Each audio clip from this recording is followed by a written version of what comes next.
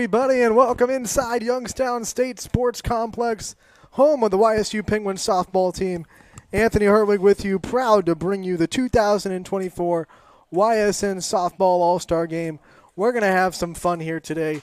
Coach Ward's team versus Coach Kelm's team. We want to take the time to thank both head coaches for volunteering their time to bring you this game and volunteering their time to help make this experience the best it can be.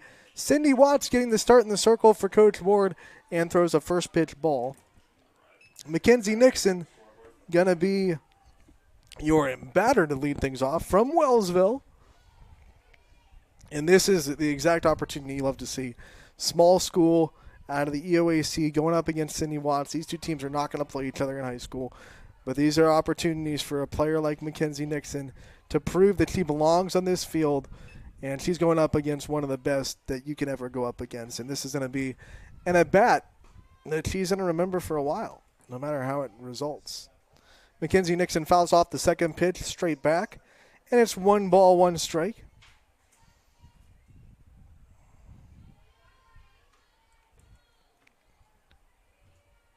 Cindy Watts with the battery mate at Kylie Folkwine calling her own pitches as Nixon fouls off another one, making contact in her first ever at bat against Cindy Watts. That's impressive. She gets a lot of swing and miss rate, so the fact that Nixon has been on that pitch and fouling it back is impressive. Watts, the YSN Pitcher of the Year this season, named it last night. And there's a swing and a miss on a 1-2 for the first strikeout of the day for Watts, but a quality at bat for Mackenzie Nixon. To the plate next, Abby Odell. Be more happy that Abby was able to join us today. Swings and misses at the first pitch from Sydney Watts for strike 1. Sydney Watts will be continuing her softball career in a couple of seasons down in Atlanta. Georgia Tech Yellow Jacket.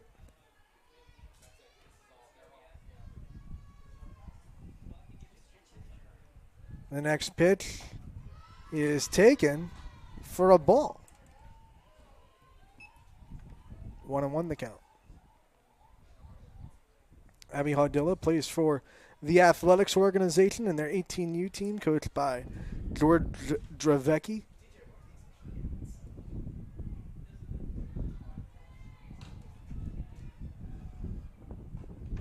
The 1-1 swung on and missed.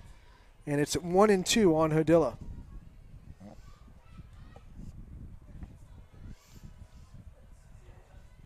Cindy Watts, one of 3 Austintown Fitch representatives in this game. Her battery mate is another one, Kylie Folkwine, behind the dish.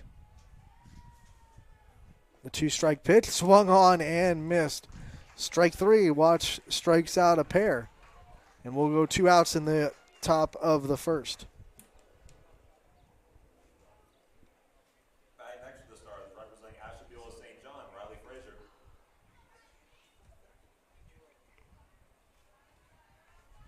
So now for St. John, it is Riley Frazier.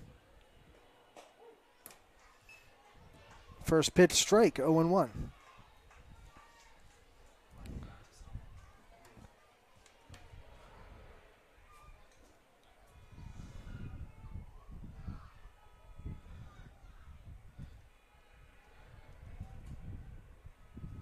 Next pitch, swung on and missed. Strike 2.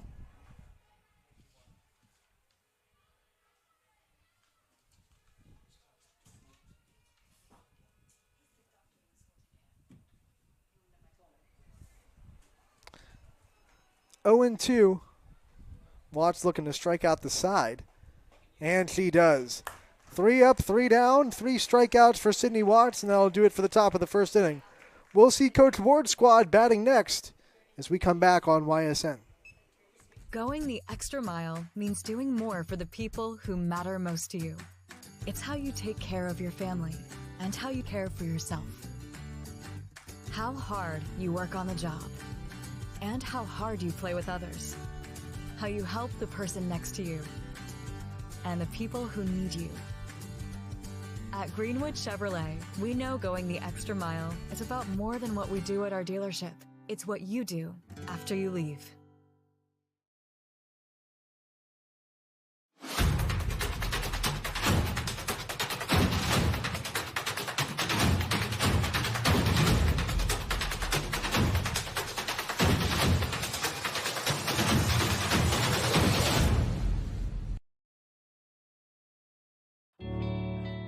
a doctor you can rely on, the customized care you've been looking for. The power of care is nothing without hope, and our primary care services were created with true, whole-person healing in mind. Find your hope at Meridian Healthcare. Welcome back to Youngstown State, home of the Penguins. Bottom of the first inning here in the 2024 YSN All-Star Game. Anthony Hartwig with you. Let's see who Coach Kelm's going to be in the circle.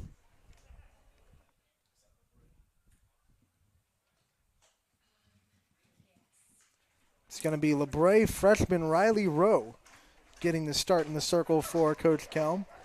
And we are going to be joined this half inning by our YSN co-offensive player of the year, Caitlin Pleska. Caitlin, can you hear me? Yeah, I can hear you. All right, I can hear you. That's good.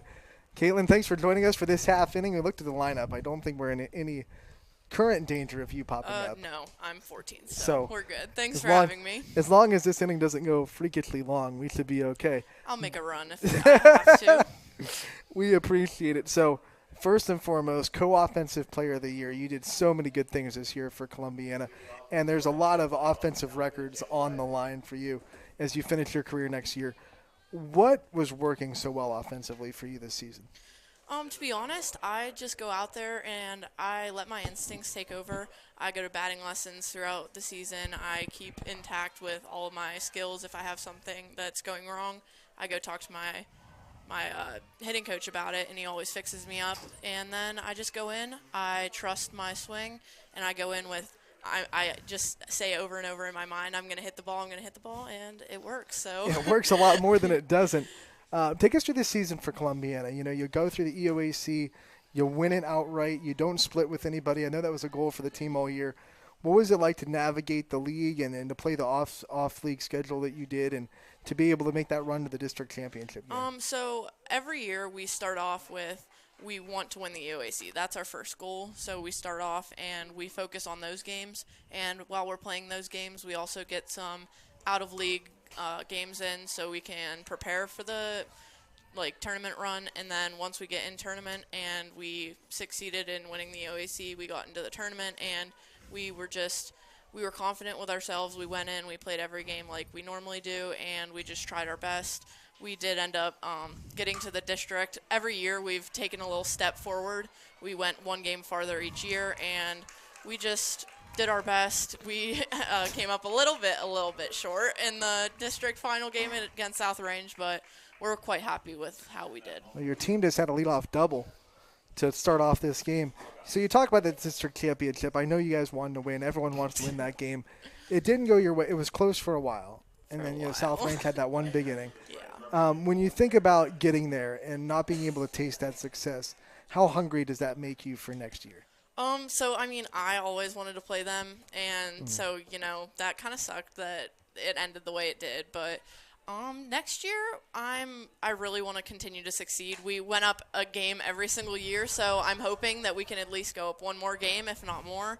And we are still going to have a strong team. We do lose our number one pitcher, Kenzie, and our first baseman, and we're losing a few people, but we'll still have our pretty strong team. So I think we can do some damage, especially with the new divisions coming out. It'll be fun. Next year, it's your time to be a senior leader. I'm sure you've already started to mentally prepare yourself for that, what it's going to take to be a senior leader. What are you expecting out of what's going to be asked of you?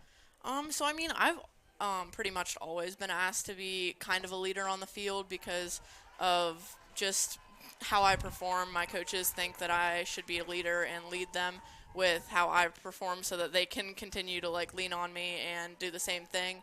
So I don't think it's going to be too much different.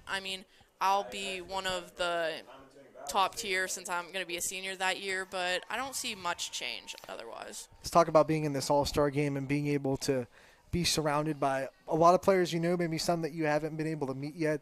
What is it like to be out here in this kind of atmosphere?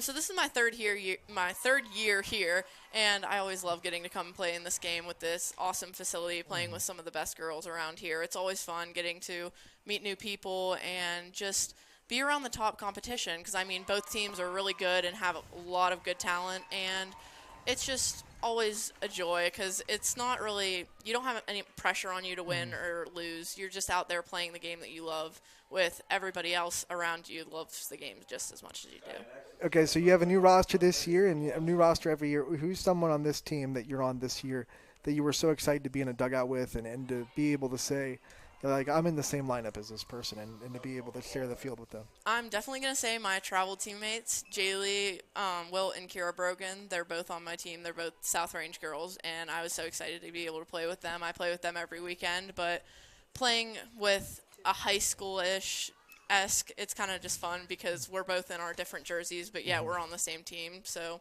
that's kind of fun. And then, of course, getting to play with some of the state championship girls from Austintown. I used to play with Kylie, too, so that's always a joy getting back to play with some old teammates. Yeah, and then, you get to coach with Coach Ward, and I know he did it last year. He has a system to making sure that you guys have as much fun as possible.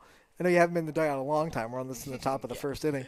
But what kind of things make this a good and a fun time for you when you're talking about how the coaching staff runs it and things like that? So Coach Ward, he really, before the game, he was just telling us that he wants us to have a lot of fun. He said that he's going to give us some, choices while we're running the bases, but we're really in control. We can do whatever we want. We can go out there and just not worry and just play the game. So it really makes it more fun since he just wants us to go out there and have the best time that we can and not put any stress on us. Gonna try to get a steal? Right, maybe. You want to steal home by going all the way around, yeah. right? Hit one over the fence, No, get us yeah, a home that would run. be a nice jog. I don't like running very much. Not my thing. That is the end of the first inning. The Coach Ward's team gets a runner on third, but nothing else. Caitlin, thank you so much. You can get back to your dugout. We appreciate your time. Congratulations on the YSN Co-Offensive Player of the Year this year. Thank you so much. Thanks for having me. All right, you got it. I think I'm playing first this inning. Growing up, I love figuring out how things work, putting things together. I love being able to come up with an idea, design it, just the whole process of creating things. I go to school here at Youngstown State, and my passion is 3D design. I chose YSU because all the equipment, the research being done here, it's like a playground for me. I'm Alex, and I'm Y and proud. Summer savings are here. Save up to 50% off our Flex Deal Truckload event now through July 6th. Find more savings with 10% off Hickory Craft, Decorest, and Amish Essentials by Archbold. Take $500 off Temper Breeze mattresses. And these specials won't last long, like this rocker recliner, this 2-piece sectional, or this sofa and love seat. Create that perfect outdoor space with these limited closeout specials. These savings and more only through July 6th. Sheely's, the best things in life happen at home. At Joe Dickey Electric, no job is too big or too small. We do it all. We power the plants that help bring us together, the businesses that help our community thrive, and the home that you've been dreaming of. We'll even install a light bulb for you. With over 65 years of commercial, industrial, residential, and 24/7 emergency services, you can trust the experts at Joe Dickey Electric because we are everything electrical. Welcome back to the top of the second inning of the YSN All-Star game between Coach Ward and Coach Kelm. Sydney Watts coming in for her second inning of work, and the first pitch is a strike, 0-1.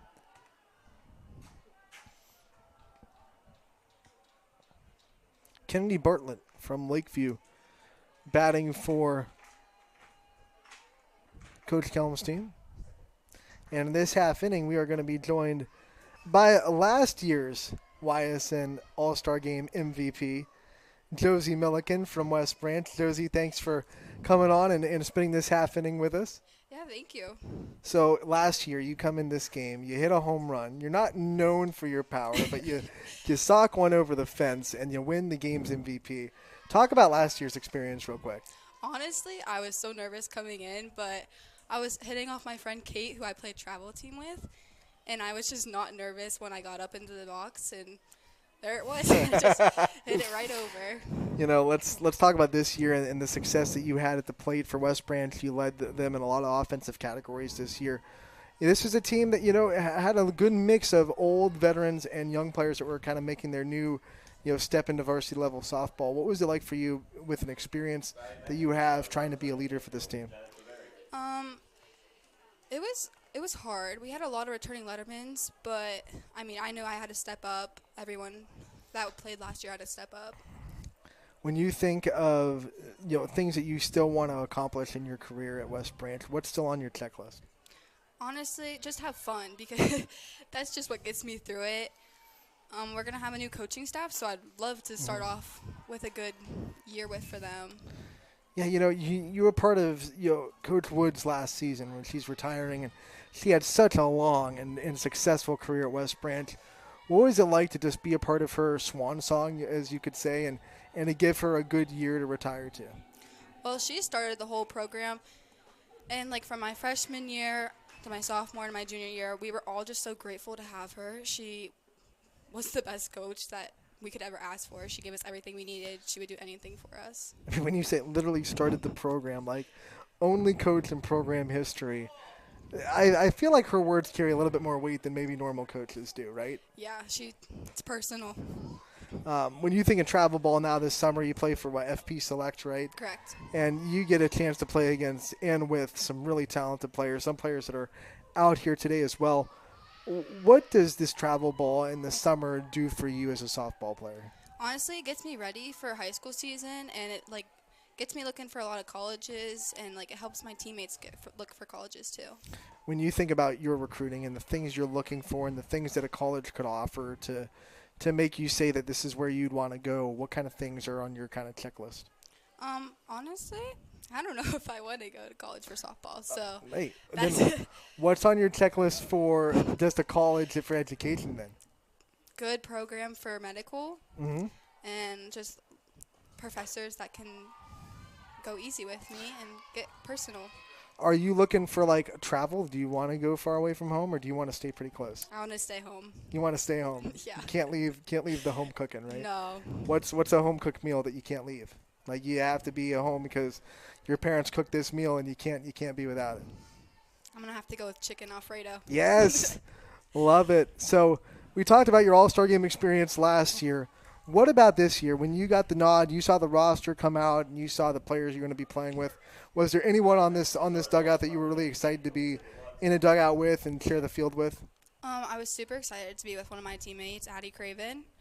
But other than that, a couple Canfield girls that I played with one or two times. But everyone else is pretty new. What's it like meeting all these new people and just growing the community of softball and to be able to make a lot of new friends that I'm sure you'll be able to keep in contact with for the rest of your softball career? Yeah, I honestly think it's so cool to be able to meet new people and listen to their stories and where they've came from. All right, Josie, thanks for joining us for this half inning. We want to wish you the best of luck in this game. No pressure. But, if you hit another home run, wouldn't be the worst thing in the world, right? Thank you. All right, we'll see you soon, Josie. See ya. You got it. That was Josie Milliken from West Branch joining us for that half inning. We'll be right back with the bottom of the second on YSN. My guy keeps it 100% of the time. He wants all 100, won't settle for 99. And it's more than stats because there's people in those numbers. And I was one of the lost sheep. I'm so glad he cares for all 100. I'm 100% safe, 100% free, 100% love. I can be 100% me. He gave all 100 when they put him up on that tree. That's 100% passion for 100% free. So if I play in front of 100, or if I play in front of 2, there's an audience of 1 getting 100% of what I can do.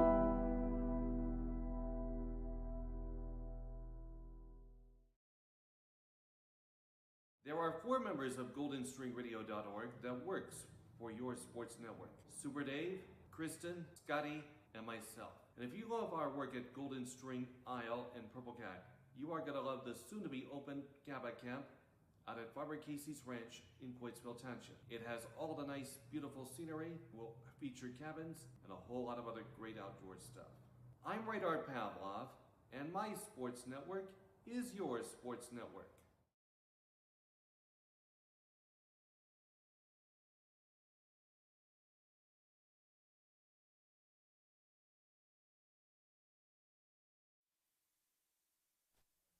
Welcome back to the top of the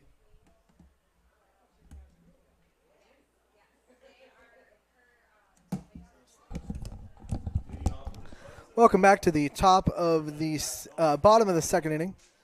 Here from Youngstown State University Softball Complex, this half inning, we're joined by the YSN Defensive Player of the Year from South Range, Giada Pauline. Giada, G-Money, thank you so much for coming on and spending this half inning with us. Thank you for having me.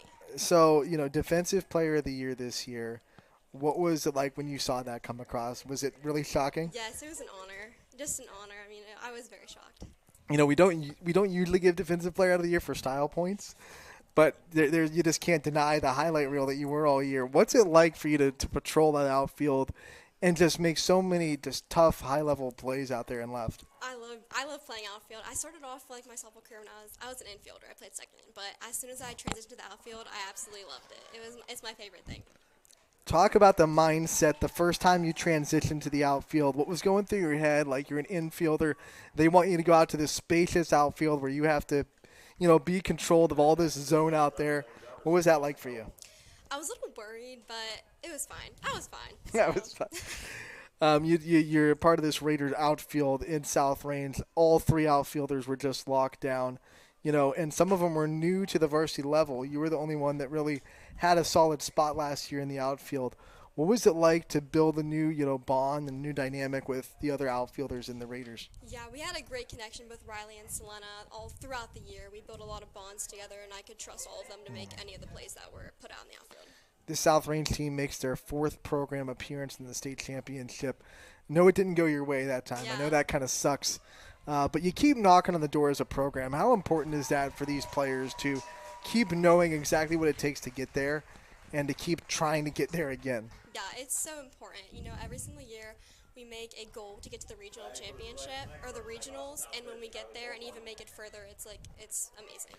So let's talk about, what's next for you. You still probably have a lot on your checklist that you want to accomplish. Yeah. And I'm sure state championship has to be on top of that. Of course, list. definitely. So other than the obvious, what are some other things that you still have on your kind of a checklist that you want to achieve before you graduate from South Range? Definitely want to improve my batting. It's just softball or like in school too? Both? Yeah. Oh, okay. Let's go.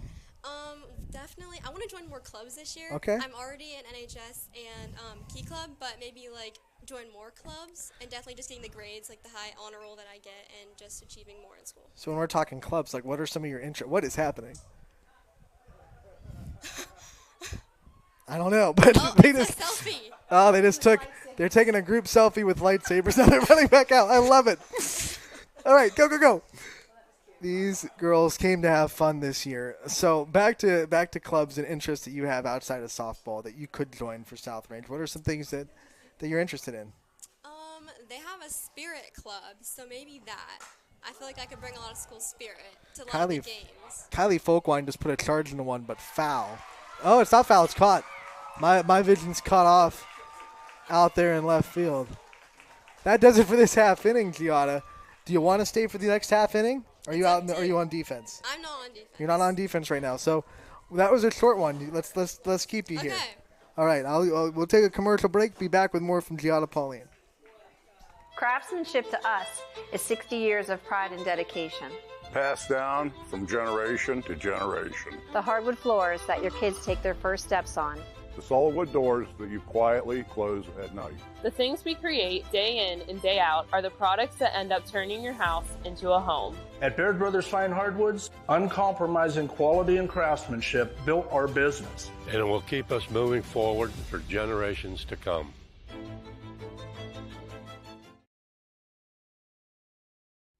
Some families you're born with. Then there's the family that you choose. Over the years, we've been blessed to have our family grow. No, we're not all related at Myers Family Insurance, but when you surround yourself with good people, it sure seems that way. Our goal is for you to feel that way whenever you meet someone from our team. At Myers Family Insurance, It's not just about helping you with your Medicare and retirement needs. It's about making you feel welcome to the family. For all your Medicare needs, call Myers Family Insurance. Welcome back to the YSN All-Star Game 2024. Yeah, no score here in the top of the third between Coach Kelm's team and Coach Ward's team. We are still joined by Giada Pauline because that last inning was just too short. We want more G-Money in our Defensive Player of the Year. Thank you. All right, so Jaylee Wilt's in the circle. I'm sure you've had to go up against her in practice or Yes. at some point. Yes. Give us put on your analyst hat. Give us kind of a what Gianna Mancini has to do right now to try to get a hit off of Jaylee Wilt. I don't know. I like Jaylee has a good rise ball, I feel, and she has a good changeup. So That changeup's it's stuff of legend. yes, it is. So when you're batting against her and she pulls that out, like how hard is that to adjust to the complete change of speeds? It's hard to adjust, but in practice, in the beginning of the year, Mr. Farron was front tossing, and I whiffed on a changeup, and now the whole entire year he's called it the Pauline. So when everyone whiffs, everyone yells Pauline. It's the funniest thing ever. I feel like the nicknames for South Range are always kind of poking fun at you guys. Yes, it definitely is. In the kindest, most loving way possible. What's that kind of like to have coaches that are that kind of personality that aren't afraid to take you down a peg a little bit, for fun, of course? Yeah, it just brings us closer together as a team and creates a more close bond, so we love it. When you talk about what it means to be a Raider, what it means to be on this softball team that has been so successful even before you got on the team, we talked about back in 2010 they went to their first regional since 2001, and they've been consistently in that conversation ever since. What was it like to step on the field for South Range and to be a part of this program? It's amazing. The coaches are amazing, the players, everyone. We just create a really awesome team together. When you think about this All-Star Game, being a part of it, what are some things that are so special about this atmosphere so far for you and being a part of these dugouts and this team? Definitely seeing people from other schools that I know and being able to play with them. It's really cool seeing everyone from all the schools that maybe I don't get to play throughout the year, like Austintown. We don't play Austintown and Boardman, so it's really cool, the different atmosphere to see. Now, when you think about players that you maybe haven't played with yet or haven't played with before, who are some people that you were excited to be able to share the field with? Definitely the Austintown girls. I feel like that's cool because they're around the area with us, and pretty much everyone. I guess it's cool to play with different people. You make sure to take pick the brain of Ayla Ray a little bit in the outfield. I know she's a shortstop for Fitch, but I'm sure she can patrol the outfield with anybody. So make sure to pick the brain of those Falcons a little bit and see what they do so well to win a state championship. So that's a strikeout, and that's something that you're used to seeing from Jaylee Wilt. Yeah. When we talk about, the other things about this All-Star Game, and I talked to, the last person we had from your dugout about Coach Ward and some of the things that he does to make this a fun atmosphere and a fun environment for you guys. I know you've only been with him for, an inning and a half, but what are some things that you've already, seen that this is going to be a fun night? He makes a lot of jokes, so that's good, and he makes everyone laugh, so that's really good. All right, so let's talk about what's next for the South Range softball team. I know you got a lot of people coming back. Are there any people in the wings that might be able to come up and sneak a position out and to be able to be on the field as a freshman? I don't know. It's hard to tell. I don't really know a lot of the freshman girls. Okay. I haven't been able to see them or be around them a lot, but I'm sure it's possible. We always make our goal, like I said before, to get to the regionals. So that's definitely our main goal throughout the season, and hopefully get it farther than that. But regionals is what we set our goal at. Now, when we talk about, the South Range kind of mentality, what do you think it means to be a Raider? If you had to define it, if you had to say, this is the personality of a Raider, what would you say? I think being a leader is definitely the main point. Sticking up for what you believe on the softball field and off, and just being a good person in general, and playing for your team, not playing for yourself. All right, this has popped in my head. We can't let you go without talking about the walk-off inside the park home run. I mean, we can't, right? Champion in the regional finals, probably one of the most hyped up games that we've ever seen in softball. Everyone knew that both teams probably could have gone to the state championship if they win that region. What was it like going into that game? You played them the year before. You were able to beat them. You knew they wanted you really bad. Yeah. What was it like going into that game against Champion? I think we had a lot of confidence, but we also knew it could go either way because they're also a really good team. I think that was our our third time playing them, or at least our second. Right. I don't know if we played them 3 times in a row, but it was definitely 50-50, but we knew we could do it. As the game keeps going on and it's scoreless. Gabby and Jaylee are trading off 1, 2, 3 innings. Yeah. What's the anticipation and the what's the word I'm looking for? What's the tension like in that dugout as it keeps building and it keeps getting closer to the end of the game? I think we were all getting a little bit worried, but we still kept our confidence up. But, I mean, we all knew we could do it as a team, so. You step up in the bottom of the inning in extras, and you hit a ball to right field that gets past the right fielder. What's going through your mind when you're like, maybe you're rounding second? When did you start to think I have a chance to score? As soon as I saw him beating me down the line, and I was like, oh my gosh, now I have to run really hard. But as soon as I saw Coach Strohs, too, at first, like, screaming at me to go, that's when I knew I had a chance at getting home. Right, and then you score. You know, there's a throw in. It goes off of Warzela, the catcher. You know you just won the game. Yeah, what's that like? It was the best feeling ever. It was amazing. I don't even know how to describe it. Who was the first person that came and got you? Gretchen. Well, Coach Strohs tried to, but everyone fell on me. But it was Gretchen. Yep. All right, so Gianna, we want to thank you so much for joining us and being a part of this broadcast. We want to wish you the best of luck in this game tonight, and congratulations again on the YSN Defensive Player of the Year. Thank you so much for having me. You got it. Gianna Pauline from South Ranges. That's a ball that's hit hard, and it's down. It's going to be an extra base hit going to second with a double, a 2-out double. That's a nice hit. For Marina Koenig from Canfield.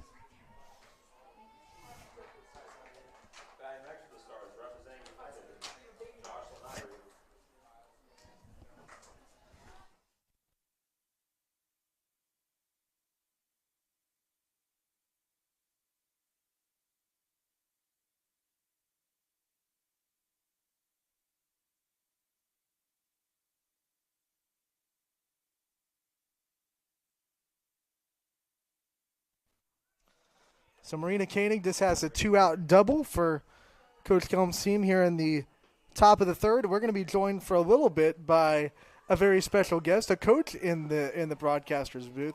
Now, Coach Marilillo from Mineral Ridge, I'm not trying to put too much pressure on you, but we need a color commentator. We need someone to put on their analyst hat and talk softball here. You want my baseball voice, huh? Yeah, you have a runner on second with 2 outs in a scoreless game here against Jaylee Wilt. I mean, what kind of things do you want as a coach in this at bat? Listen, I just want the girl to get it down, get a ball down. Let their base runner, do what she does best. Pretty fast there. Take a base, extra base if she can. All right, so you have Jocelyn Irie at the plate right now, who's speedy for United. You've played against her. Yep. Oh, yeah. Very hard to keep off the base pass. How much of a benefit is that for you as a coach if you're coaching on her side? Well, and that there's someone you know pretty well. All right, Savvy T there. Right on cue, your star shortstop makes the play there. Yes, awesome. Very cool. And keeps this game scoreless as we head to the bottom of the third. We'll take a commercial break. We'll be right back with Coach Marilillo and more from this All-Star game. Sounds good. Welcome to Mill Creek Indoor Player Development Center, where passion meets precision. Experience state-of-the-art technology with 3 TrackMan fitting bays, ensuring your clubs are perfectly tailored to your game. From fun games for the whole family to expert lessons and clinics, there's something for everyone. Our authorized Callaway Club Fitting Center ensures you're equipped with the best. Book online or call our golf shop to reserve your spot today. Mill Creek Indoor Player Development Center. Elevate your game, rain or shine.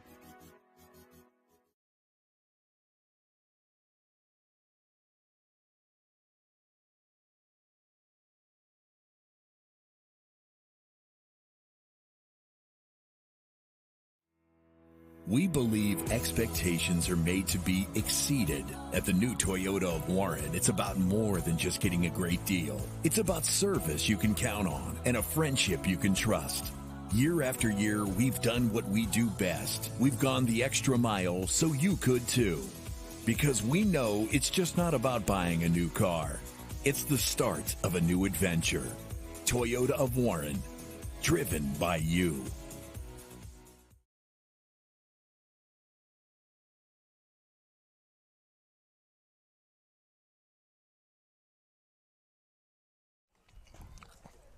Welcome back to the YSN All-Star Game. Anthony Hartwig, Joe Marilillo with you from Mineral Ridge. Yep. So, Joe, when we talk about the season that you guys had at Mineral Ridge, it was one of the best seasons the softball program has ever had. What are some of your takeaways from it? Just we told the girls to buckle down, and from last year we just wanted to continue on, and one of our things was to go a little bit further than we did last year, and that was the sectional finals. So we went on to districts, played a really good Matthews team who made it to the state. We did what we set out to do, and we told the girls for next season, let's keep it going.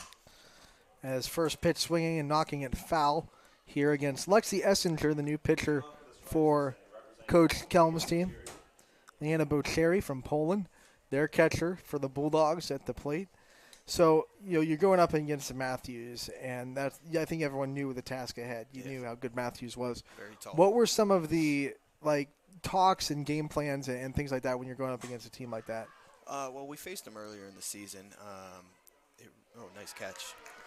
Shocker, all-stars out there Yep. making plays. We faced them earlier in the season. It wasn't the most ideal situation. We played on our turf in very windy conditions. Just things weren't going our way. And we knew they were a good team. I know Jim personally. My daughter Lily plays for him for travel ball. So, going into that game, we had high expectations of showing what we got. And, it was a very tough game. We fought to the very end, right. and came up short. And I think that there were probably, and I was at that game, wasn't broadcasting, unfortunately, thanks to their HSAAs and their fees. But when you think about things that did go right in that game, things you can take away, there were definitely moments where you pitched well. There were some defensive plays that you made. There were at-bats that I thought were quality at-bats. What kind of things did you take away from that Matthews game that say, hey, if we play them again or if we show up in this spot again, we're going to lean on that experience? Well, anytime you play an upper team, a team of that caliber, you're only going to gain knowledge from it. You're only going to gain skills from it. So, coming in there and showing them what we had, and on defense especially, it made us very proud. We hung with them again to the very end where they were blowing out teams before, the fifth inning. So, it just has a lot to do with our perseverance in the way we want to come out and play a game. So. You guys were able to have a really good two-headed monster in the circle with Savannah Turdick as a freshman and then Lily Marilillo as a little bit more experience. What was it like to see them kind of build off each other and, Lily Marilillo bring Turdick on and say, these are some of the things that you have to do with pitching for varsity? What was it like to see them be that two-headed monster for this team? Yeah, the best part about those two are they're very team-oriented girls. They really have each other's back, and they talk, to the whole team, and they pick each other up. I couldn't say enough about both of them. Their attitude, very coachable, and they cheered each other on throughout the season. When we took Lily out, put Savannah in, Lily was right there with her, same with Savannah. So. And they both just traded off a shortstop. So, hey, you take my place, I'll take your place. Yeah, very easy. That's a very easy transition. Savannah's not the only player that was stepping into a really bigger role at varsity. You had a lot of young kids. What was it like to see so many buy into what you wanted to sell and to be able to succeed the way they did? The best part about it was seeing some of our sophomores this year step into roles, because we had them as freshmen last year. So really seeing what we're trying to build as a program with a team-over-me mentality, them coming in and really taking that on. You got your Lainey Wrigley, Maddie Gerberry, coming in and just, playing and showing the younger girls like Sullivan Sandy and Savannah Turk, and even, Bristol Mills and some of our girls that didn't get to play as much, just showing what we're trying to build as a program. It was super fun to watch, and it's very exciting to, go forward. I also want to ask about Aaliyah Wall, who did not start the year as a catcher, was not probably expecting to be catcher. Spent last year as an outfielder. Kelsey Dye, unfortunately, has to be out for the season. And she just steps in as a senior, the only senior on the roster, and just does what she has to do. What was it like to see someone step up like that as a senior? So little known, Wall actually did not start her season last year as an outfielder either. She's one of those girls that, nice. She's one of those girls that made, an adjustment to the outfield last year because we were struggling a little bit. And again, she's another one that really took on our whole persona of Team Over Me. She did whatever we needed to do. We really missed Kelsey this year, but you know what? Aaliyah came in, filled her shoes, and did a wonderful job. How much, as a coach that's looking forward, you obviously lose Aaliyah. You lose a big bat, led the team in home runs. But when you think about you have Kelsey coming back next year. Hopefully she's healthy. So that spot's already kind of, all right, there's our catcher right back. Yep. It's got to be kind of exciting as a head coach to know that, literally every spot is kind of secure. Not secure because you never want to say every position is secure. But you're not worrying about how you're going to fill a hole in the field. No, and that's the thing, nothing to take away from Aaliyah or anything, but it's almost like we're just flip-flopping. We're going to just start again right where we left off this season and continue to grow. And not only that, but we do have some pretty good freshmen coming in, that we're looking forward to seeing. Like you said, not every spot's guaranteed, and we want those girls to understand that and keep working. And, we're never going to get complacent with, this is your spot for next season. No, you got to work from senior to freshman. You're going to work. Now, a lot of people are looking at the scope of the MVAC next year. Some other teams losing a little bit more seniors than you are. Maybe they think, hey, this is Middle Ridge's time, Middle Ridge's year to go out there and win the MVAC. You got Campbell coming into your division next year with Southeast joining the gray tier. What kind of things do you expect out of the MVAC, and what's it going to take to win it? Well, one pitch, one out. That's efficiency for Jaylee Wilt. Yeah. We're expecting, plus with the division change, we're going to see a couple other schools too. I haven't heard exactly where we're going to be, but I'm assuming, 6 or something like that, where we're going to see a United probably. Like you said, Campbell's coming in the MVAC, very good team. We scrimmage them early, and they have a lot of potential as well. But like you said, we have 4 seniors starters coming back: Maggie Collins, Megan Haney, Sydney Wiley, Lily Marilillo. So we have a lot of leadership on our team that can take us very far. Isabella Bailey fouls off that pitch 1-1. So we talk about softball now. We talk about Jaylee Wilt, who went to a state championship this year for South Range. Fell that one game short of a trophy. Was one of 3 teams from YSN that got to the state championship game. Solid rise ball, but then I don't know if you've seen it yet. I don't know if you've seen her pitch yet. She can bring out a changeup that is DJ likes to call it the EFIS pitch, and it's a baseball, but it's a float. It's a float change. Just stop you in your tracks. And it's just it doesn't matter where you put it because it freezes the hitter so much. You could put it middle, and they're not going to swing at it because it locks them up. Yep. Oh yeah, seen that plenty of times. If you're going up against a pitcher like that has a velo, that has a rise ball, but can also go to that changeup whenever she wants, what are you telling your hitters? Well, that's something. Do you sit on velocity, or do you try to? I mean, I feel like, and this is just I feel like you always have to sit on velocity, or you're never going to catch up to it. No, we faced that with Matheny and at Matthews.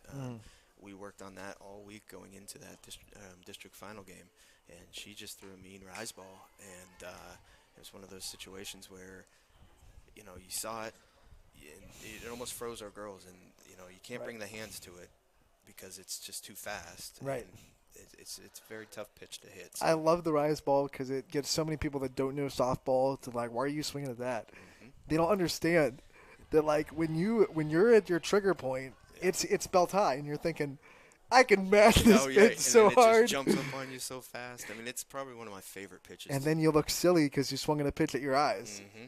Yep. And you'll hear us coaches yelling about, why are you swinging at anything above the shoulders? Well, coach, it was at my waist. I don't know what to tell you.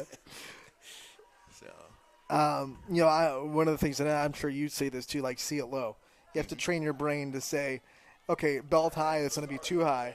So you have to swing at stuff that looks like it's going to be at your knees. Yes, but that's the thing with a good rise ball. it's almost too late. You know, Mhm. the Yep. reaction time is way. Gotta be able. gotta be That's quick. why, like, you got to be able to pick it up, and then if you can't, you better be fast and get on top of it, or you're not gonna. Yeah, and it's very, very- it's very few, hard to train. Very few hitters can get on top of a rise ball. You have to be going to a Power 5 school, you know, D1 Power 5 to be able to do that. And a lot of times you're going to pop it up. You know what I mean? And that's Right. the pitcher's job. You know, that's what they want you to do. And when you think of, you know, rise ball pitchers and you think of how much velo they have, I mean, we saw Sydney Watch for the first 2 innings.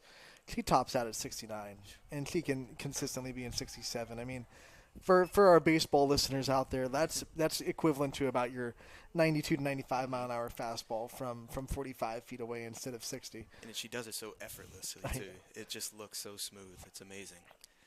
So, little Riley Rowe here. She's, Riley Rowe, I think you know her pretty well. Yes, yes, Other awesome side of the kid. MVAC, a freshman Yep. that will most likely be in this All-Star game for a while. Yes, I don't see her going anywhere. Yes, Ha- very good kid, very good player. We already saw her in the circle have a really quick couple innings for Coach Kelm's team. She actually led off the game in the circle for them. I love situations like this where teams that are a little bit smaller that don't normally get to play a team like a South Ranger or like Sydney Watch before. We saw the leadoff hitter was Wellsville's Mackenzie Nixon. Yes. To be able to have an at-bat and have a chance to say I belong on this field against these players that you're not going to see in high school ball. Yep. That's always fun to see. Well, that's what I told Savannah and Lily, you know, from our crew. You know, I told them, I said, hey, you know, go in there and have a good time. Like, you're playing with some really high caliber D1, D2, D3 schools, but you know what? You belong here. You got Right. chosen, and this is why you're here. So go out and do what you do, and that's play softball. And this, I mean, like I coached this game the first year we had it. We didn't have high school coaches. We had YSN personalities be the coach. It was wild. It was something else. Yeah. But one of the things, like, I came in like, hey, let's all have fun, but you can't turn off the competitive juices in that dugout, Oh, and no. especially for softball, because every time I tried to say let's have fun, it's like, no, we want to prove that we're the better all stars. And that's what makes these girls special. You know what I mean? They're coming out and they're doing their thing, having a good time, but you know, also like you said, want to put on a show. Right, and they want to win. They want to win these games, and you're not going to get pitchers laying up, you know, meatballs just to put on a show for the offense. You're not going to get that. This is one of my favorite times of the year. Oh, it's absolutely my favorite time of the year. I'm itching to get back into it. I can't wait. He's got a paper chain to count down to the next high school softball season. Yes. It's one of those things where you don't want to rush summer, but you also want to get back into the weight room. Yeah, it's like I'm excited for next softball season. I'm not excited for what I have to go through in the cold weather to get to next high school softball season. Those early games are pretty brutal. So Lily plays in the travel ball scene, so you're pretty familiar with travel ball and all the hoopla that goes on with travel ball. What kind of things do you think, from your perspective as a high school coach, do you see from your players that go for travel for a summer and then come back to you in the winter? You know, I don't want to knock on anything or be a certain way, but you know, one of the things that I feel like travel does is individualize the sport a little bit. Natural, you know, they're there for recruiting. They're going to these showcases. Yes. Yeah. I think the best travel coaches try to balance, but at the end of the day, like, we all know the reality. Right. Like, that's where you're getting recruited. Yeah, absolutely. But it's one of those situations where I feel like you know, these coaches that are recruiting are also looking for you know, good demeanor, good teammates, good things, you know, hustle and coachable kids. And it's one of those things where I just want to see Riley's got a good battle going on here. I know. You You gotta love these kind of bats. Those are my favorite. You know, and it's one of those situations where, you know, they come in and sometimes, I'll be honest, you got to bring them down a little bit and tell them, hey, you know, this is a team thing now. We're back to here. And it's getting harder and harder with the way things are being coached in the travel bowling. And that's why I give Jim Nicola a lot of credit for what he does. He doesn't look at it as an individual thing. He really does put everybody in, plays the best nine, and keeps them going. You know, and some other things that are a little bit unique to softball and baseball is like everyone seems to have their own individual coach. You know, everyone has their own hitting coach or their own pitching coach or their own just trainer, you know, even in high school. As a high school coach that wants things done the way that you want them done as your program, how hard is it to kind of just trust the other coaches that your girls are going to and hope they're saying what you want to be said and things like that? Well, we kind of give, the other coaches credit, because I guess that's what they're working on in their field. For our girls that are in hitting, coach, when we have BP, we tell them, hey, don't change anything that your batting coach is telling you to do. Go in and do what you do. But it's always good to take knowledge from different places. Right. See what works. We're not trying to change anything, but we're trying to give you more, knowledge as well. As far as pitching goes, I mean, it's a little harder, obviously, because I can't say Will or I have ever pitched in softball. Exactly. games. You sure? So, you weren't on the men's softball league? No. So we gotta go ahead and trust what they're doing, and we have Jessica Calgar as Lily's coach, so we got a good relationship with her. So it's been a very good relationship going. So she talks to us constantly. We have a couple other girls that go there as well. So stuff like that, having a good relationship, and reaching out to those coaches and saying, hey, you have this player. Let's talk about what they're working on. That way we can keep communications. Oh, that's a perfect bunch. You're not going to get her. Is that Allie Jones? Yeah. Oh, I love her. And that's going to score a run as the throw gets away. 2 runs. Oh, Allie Jones and her speed put nothing but pressure on the defense. Yes. And it ends in 2 runs here in the top of the 4th. That's awesome. Allie is a wonderful girl. We played them, and actually it was one of our biggest hyped games, to be honest, and we ended up on top. But the way she held herself up and the way she played and came up after, just a lot of respect for her. With that Western Reserve lineup, you think, okay, I got through her, I'm done, and then you feel like, oh, she has a twin that looks exactly like her, and it's like, oh no, because Lenny Jones just as fast. That was one of those great coaching games. We told the girls what to expect. We played them the day before. We made a lot of adjustments, and we came out and we held them. I think you had the Jones girls completely hitless in that game, we did. if I'm not mistaken. Yeah, Lily on the mound and Lainey at third.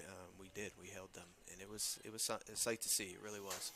So what were your game plans against them? What were some things that you said, like, this is how we have to get hitters like that out? Well, it's one of those things where we didn't want them to fear the bunt, you know what I mean, and trust their throw. So we just told them, I said, we got to crash hard, and make your athletic plays, and that we know you know how. Don't be hesitant. And they did. They came in and they did their job. That was hit hard, but foul. Just a bit wide. I'll tell you, Addie Craven for West Branch is up at the plate right now. Such a good player. West Branch's program. Want to give another shout out to Sis Woods, who has retired from West Branch, but literally started that program, coached every year that West Branch has been a thing for softball, and I want to wish her the happiest retirement ever. One of the best coaches in the area. Who do we have up? I can't see. I think it's Craven from West Branch.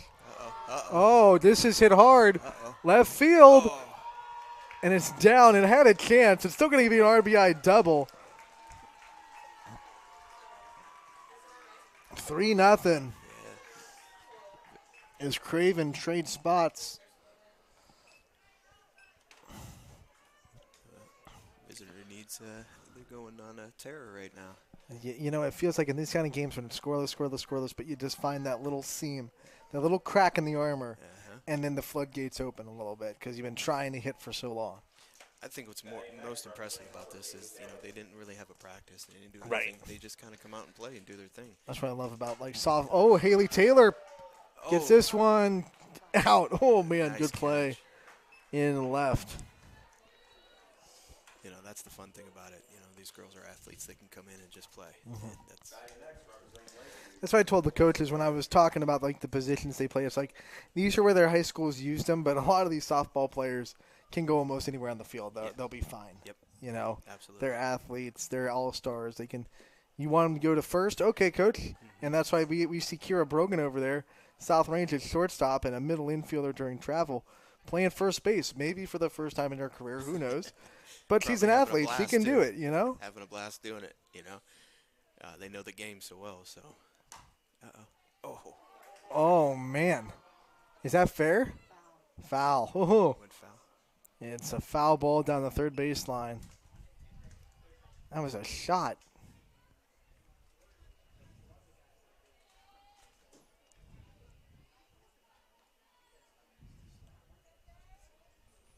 I think this is Yeah, I'm trying to see who that is. Uh-oh. We should really listen to Eric Hughes on the PA mic when he calls it out. He's That's sitting right caught next to in me, center, and that'll do it for the top of the fourth. But Coach Kelm's team tacks on 3, and they lead 3-0 as we head to the bottom of the frame. Playing 9 innings, by the way. Yeah. I know. It's pretty cool, though. I mean, it gives the girls a chance. I know. I mean, everyone's going to be able to get at least 1 at bat. There are years where we get 2 at bats, and there's actually 1 year where the offenses were just put on a show where everyone got 3 at bats. So you never know what's going to happen. These pitchers so far aren't having the whole 3 at bats thing. They didn't get that memo. No, they're throwing hard. I tell you, I was wondering what was going to happen when they came in. Are they going to just have a little fun with it, or they're going to come in competitive? No. But like you said, there's no. I was in that dugout. There's no just having fun. Looks like we're going to see, is that Haley Taylor from Hubbard? Yep. Pitching in the circle for Hubbard and for Coach Kelm in the bottom half, and is that Lisbon? And then Morgan Lively going to be hitting from Lisbon to lead things off for Coach Ward's team in the bottom of the inning. Well, Rich should be up next. I think so. We're gonna keep you on for that one. I know you're gonna be really nervous during that. You don't want me to yell or nothing. I can't. You can yell. This is a you're allowed to be a homer in this broadcast. Right. YSN is homer friendly. All right, good. All right. If you people can't see Joe Merrill though, but it's not hard to tell what high schools he's representing. He's got the Middle Ridge shirt, pants. He says he has Middle Ridge shoes that he was not allowed to wear today. My bright orange. Lily said I can't wear them today. I think that's no fun at all. I think Lily needs to have a little bit more fun. Ram pride, man. That's what we're all about here. Will and I, we're best dressed in the league.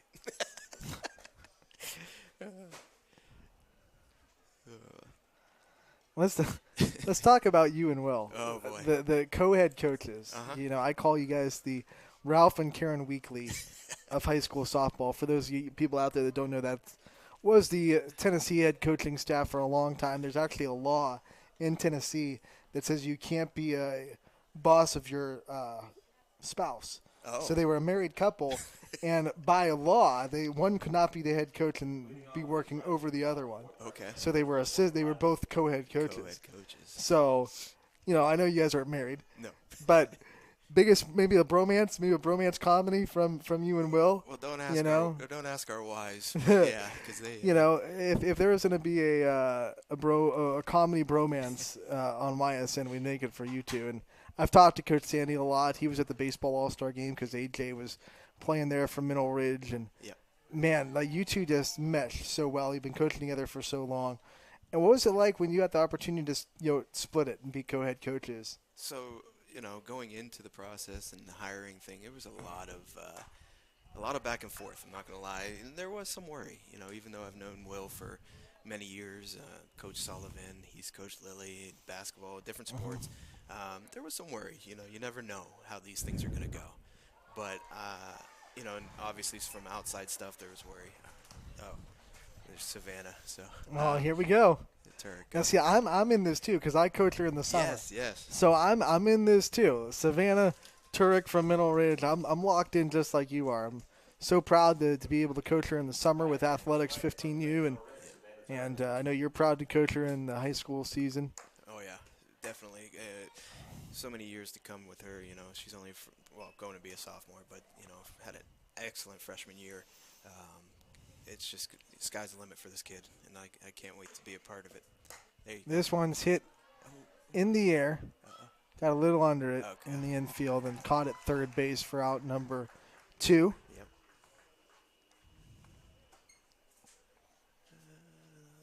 Looks like we're going to have the YSN Offensive Player of the Year right behind her, protecting Savannah in the lineup.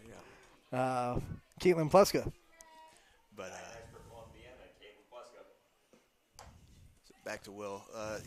Again, him and I just really want the same thing for the program. Want to create a respectable winning program for Middle Ridge, and that's what we're trying to do here. We have the same goals, and I couldn't be happier. I told him I wouldn't change it. I really wouldn't. We have a lot of late night talks, figuring game plan out, figuring a lot of stuff out, and we've grown to have a really good relationship. So, like I said, it's one of those things where, our Lisa and Holly, our wives, joke around. Well, that's going to be out number 3.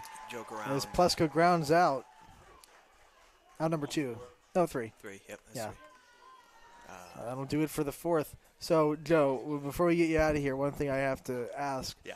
Having 2 players in the All-Star game to represent your community, your program, what's that mean for you as coaches, and what's that mean for this program moving forward to say, hey, we're building something special?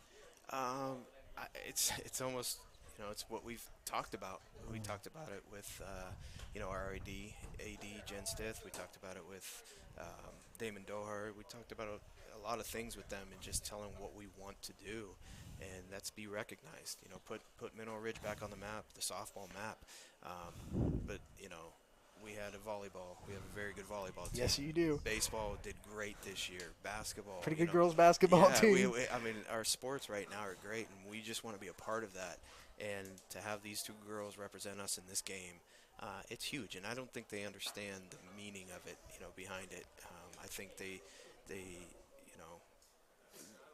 they're a little nervous about it all. But I told them, I said, you know what, just enjoy it. Come in, have a good time, and just be a part of something special and make the memories. And they are. And, we couldn't be prouder. I know that. So, Coach, we appreciate your time so much. Thanks, Ann. Man, go watch your girls play. I know you're loving this, and Lily still has to come up at bat. Yep, we won't make you be on you don't want me here. We won't we won't have you be on the upset with these up. Thank you so much again. Congratulations on such a great season and having 2 players in this game, and maybe 3 next year. Who knows, yeah. But listen, I'm going to say this. When I tell you, I do believe that every one of our girls has the potential of being on this field, playing this.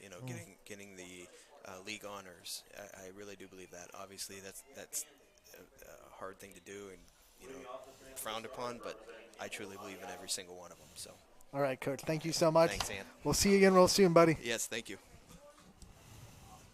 That was cool. Thank you so much. Awesome. Coach Marilillo joining us for a couple of innings here in the booth in the YSN All-Star game. We're in the top of the 5th inning. Coach Kelm's team is up 3-0. Ball 1 here from McKaylee. No, wait. Let me see if I can make sure who's pitching.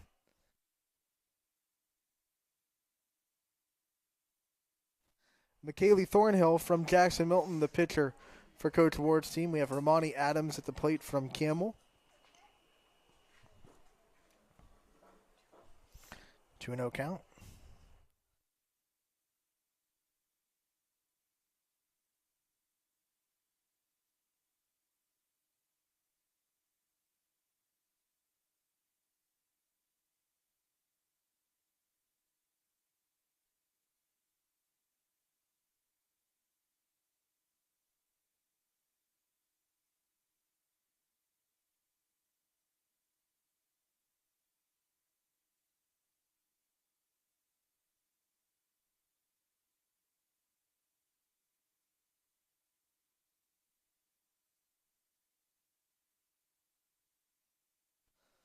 Three and 2 to lead things off. McKaylee Thornhill trying to come back from the 2-0 count, and she'll have a leadoff walk to Romani Adams.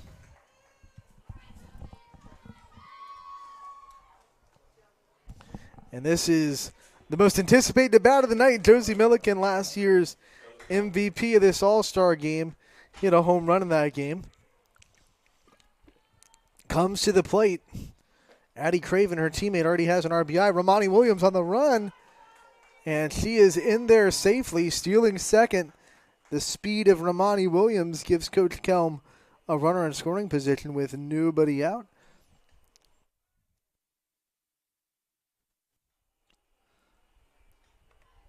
Pitch was a ball. It's 1-0 on Milliken. This pitch hit into the outfield for a base hit. They hold up Adams at third. Milliken's going to have a base hit. They're going to get center to second as Adams gets in a pickle. Everybody's safe. Milliken's on second. Adams at third. Nicely executed rundown there. 2 in scoring position, nobody out for Tori Strines from Boardman.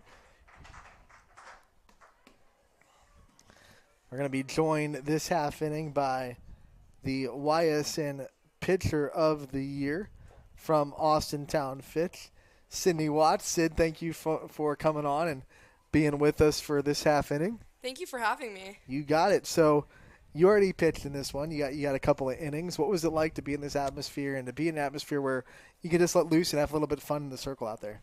It feels great, not just to like be able to play without that much pressure because this game like really doesn't mean anything, but it's just fun to be able to play with a bunch of girls that love the same thing. So we've been talking to the coaches. We've been talking to a couple of players here already. You're having fun, but it's also hard to turn those competitive juices off. Like you want to prove that your side is the best all-stars.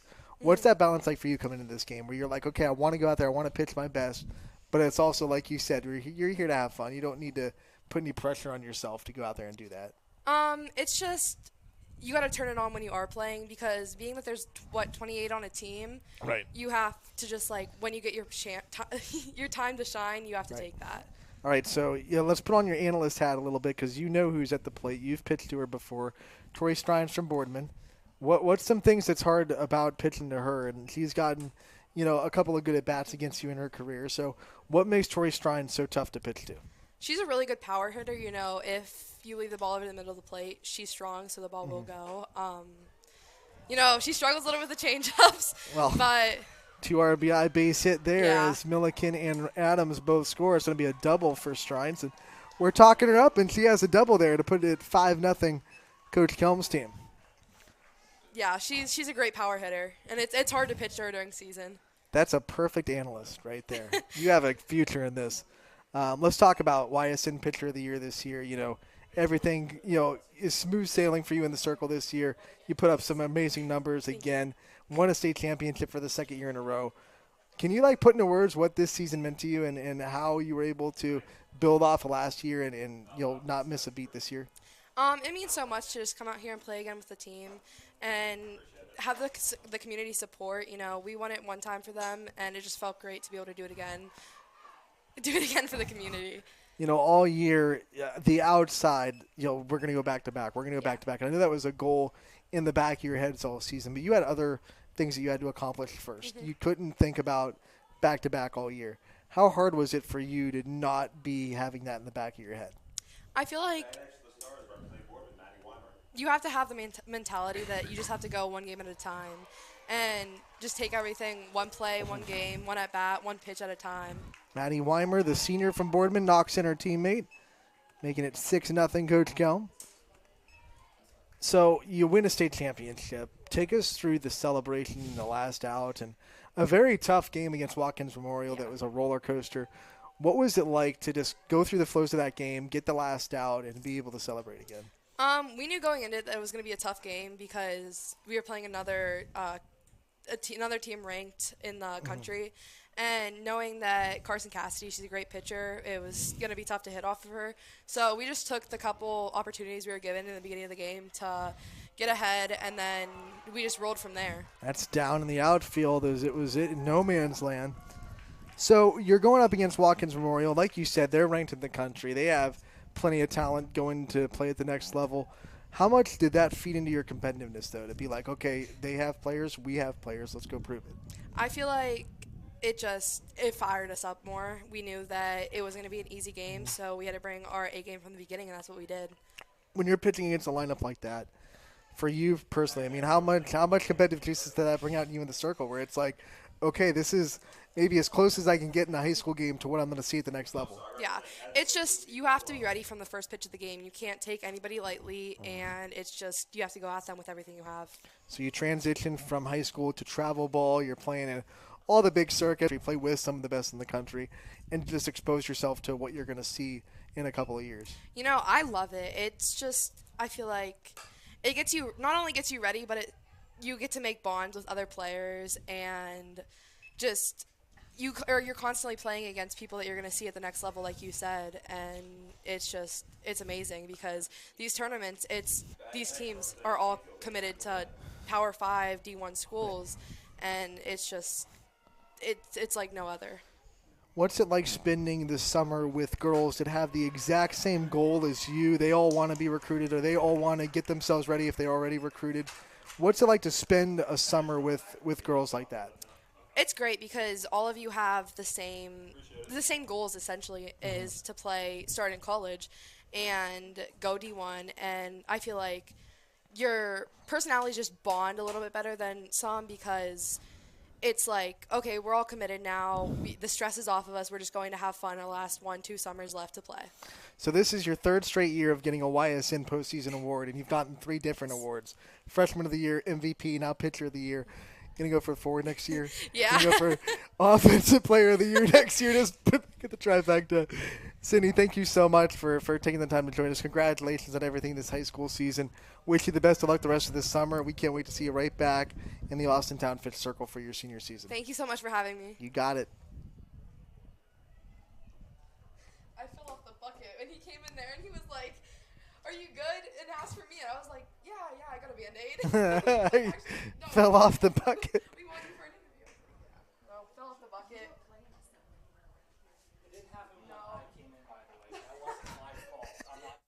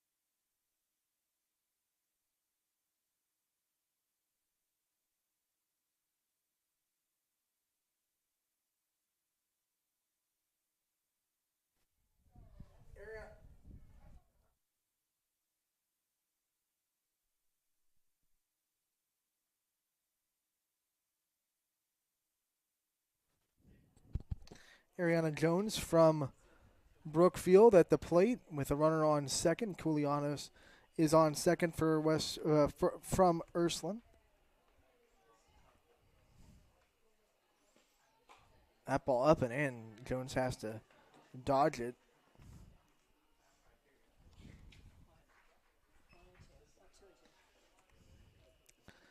Two and two count.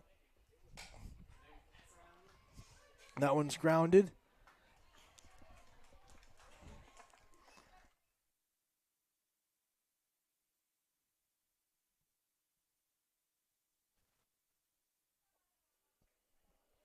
So Jones moves Koulianos to third.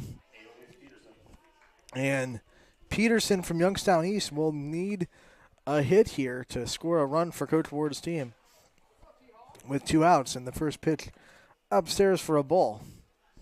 Adelise Peterson from the Golden Bears swings and misses at the next pitch.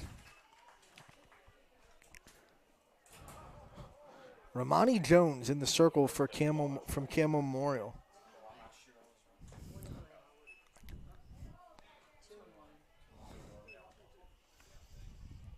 Two and one count on Peterson. Next ball in the dirt gets away. And the run will score as Koulianos slides in. And I said you need a base hit, but a wild pitch would do it. Ward is on the board, 6-1. They trail by 5 now. It's going to make that dugout feel a little bit more energetic. Hey, we got a run now. We're on the board. Next pitch to Peterson, a 3-1 count. High and gets away. So Peterson's going to walk. Put a runner on first with 2 outs. And now we have the YSN Defensive Player of the Year, Giada Pauline, but has been known to have some sparks with her bat as well. The walk-off inside the park home run for South Range to give them the win in the regional final against Champion, as Peterson's just going to take second without any kind of throw.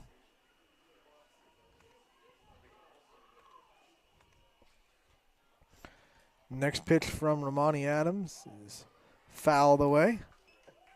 Count goes to 0-2.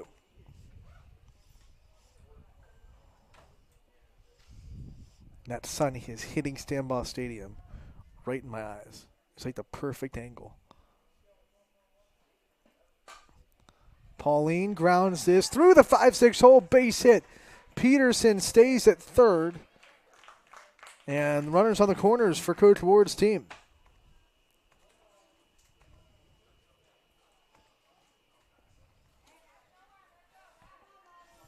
And now from Middle Ridge, Lily Marilillo.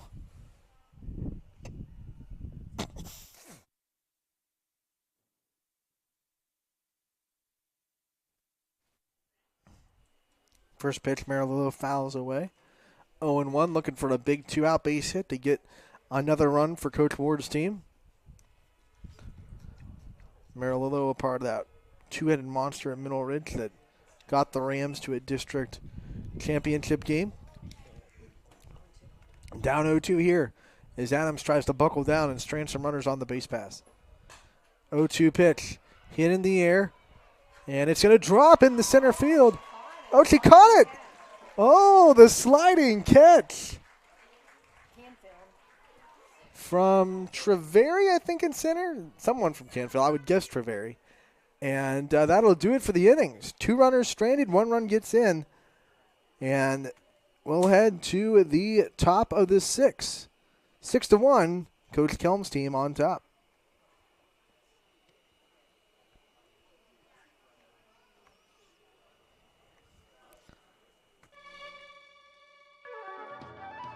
Is your backyard ready for fun in the sun? Now's the time to get to Burnett Pools for the pool, spa, hot tub, or sauna you've been wanting at the season's lowest prices. Get on our installation list now and take advantage of 0% financing for 72 months. Buy now, pay later at your summer fun headquarters. Burnett Pools, Spas, and Hot Tubs. Burnett Pools, we've got it all.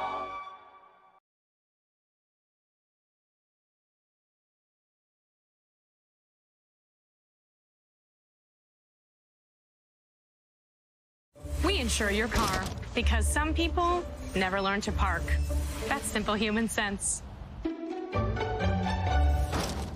Ask Holloway Insurance in Columbiana and Lisbon if auto owners make sense for you.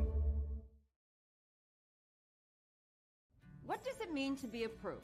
I'm Tracy from Greenwood Chevrolet, and to me, it means more than getting you the right vehicle with the right financing. It means getting you to work on time, driving your kids to school, or going out and seeing the world. That's why I go the extra mile for my customers with the inventory and financing options customized to them. Come and see me so I can get you approved and out on the road. Only at Greenwood Chevrolet.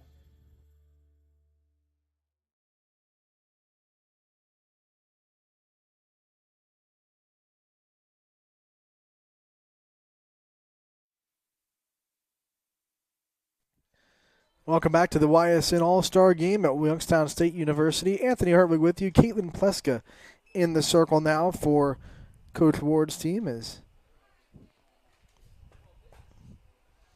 the next pitch is grounded, throw over, gets away, and it's going to be a leadoff runner in scoring position.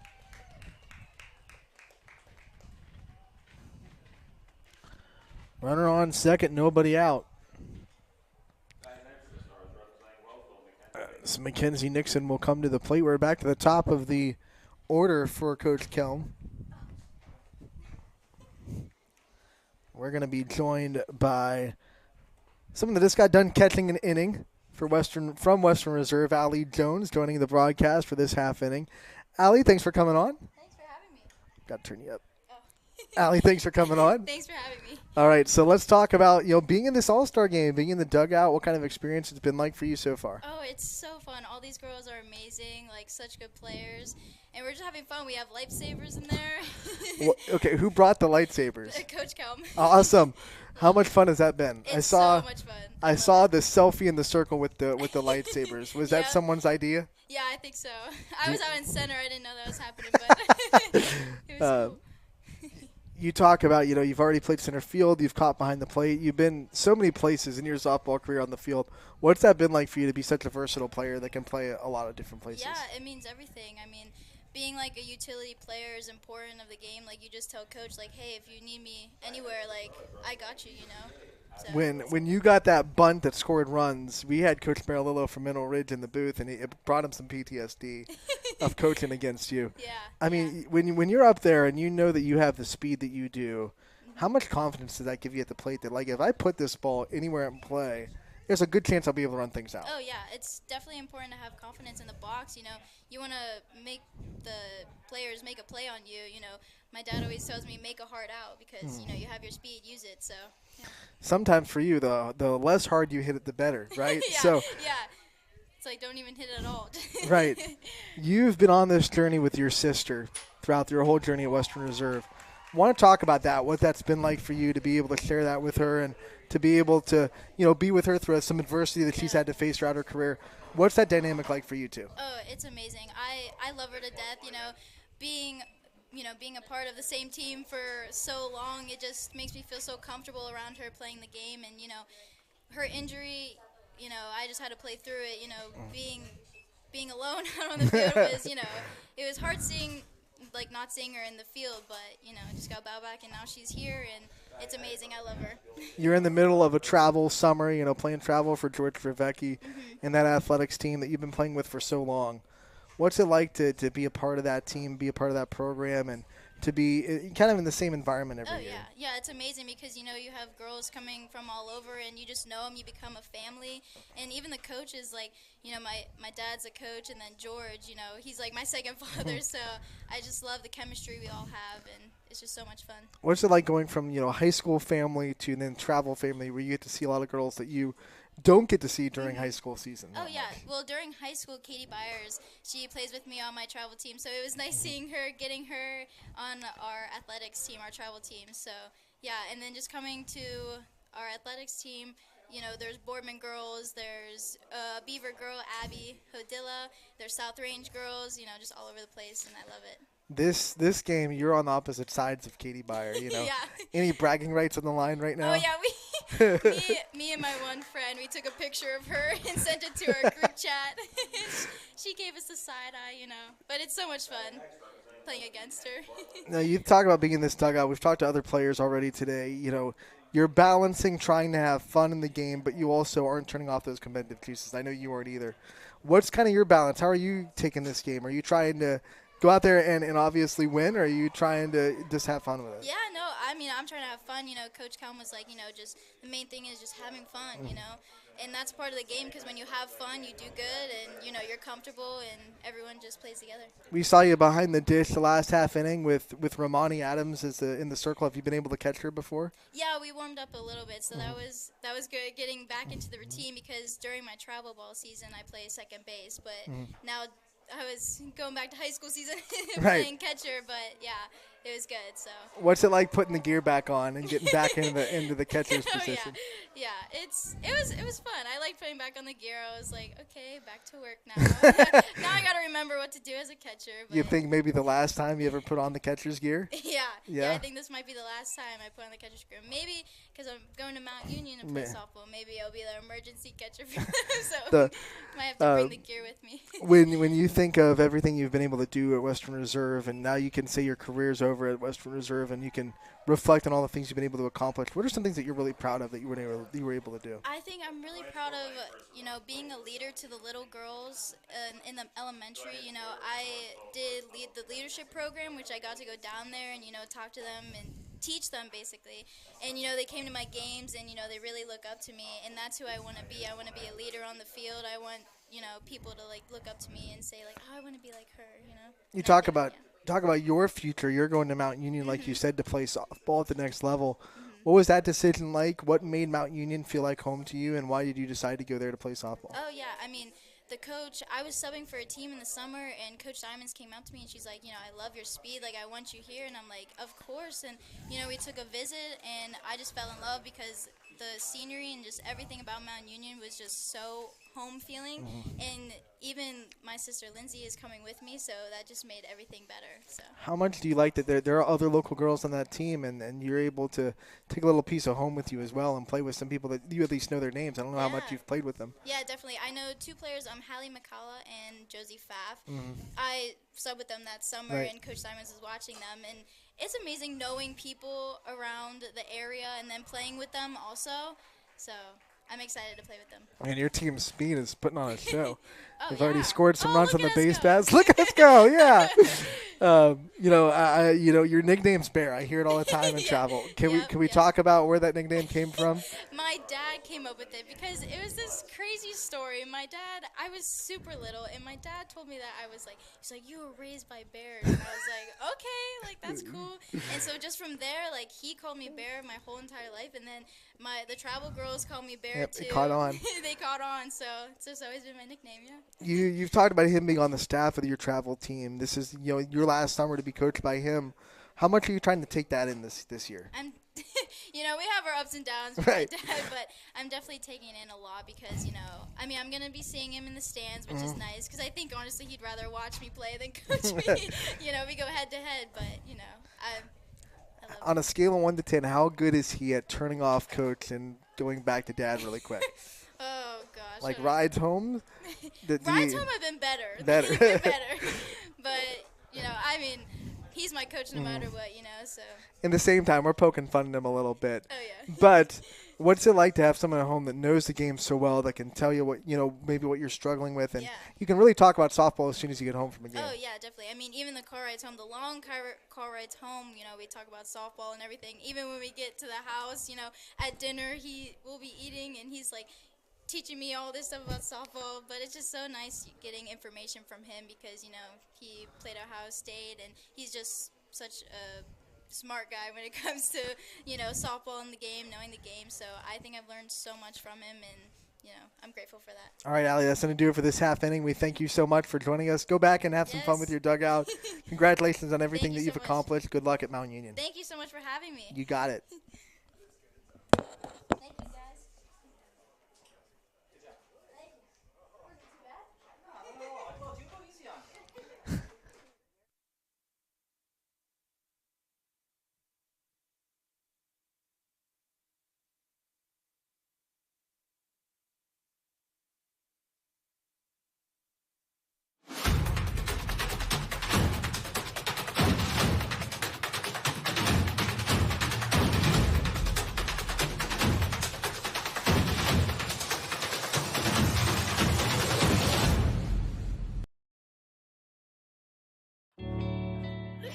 doctor you can rely on, the customized care you've been looking for. The power of care is nothing without hope, and our primary care services were created with true, whole person healing in mind. Find your hope at Meridian Healthcare.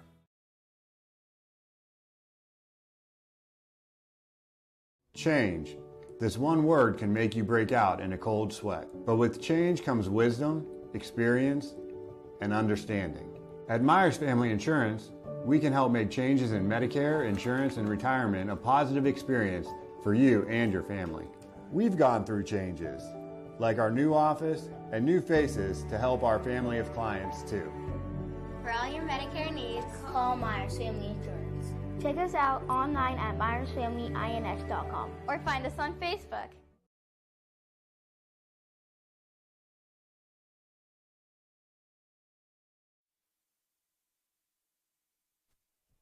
We're back into the top of the 7th. Reminder that we're playing 9 innings tonight.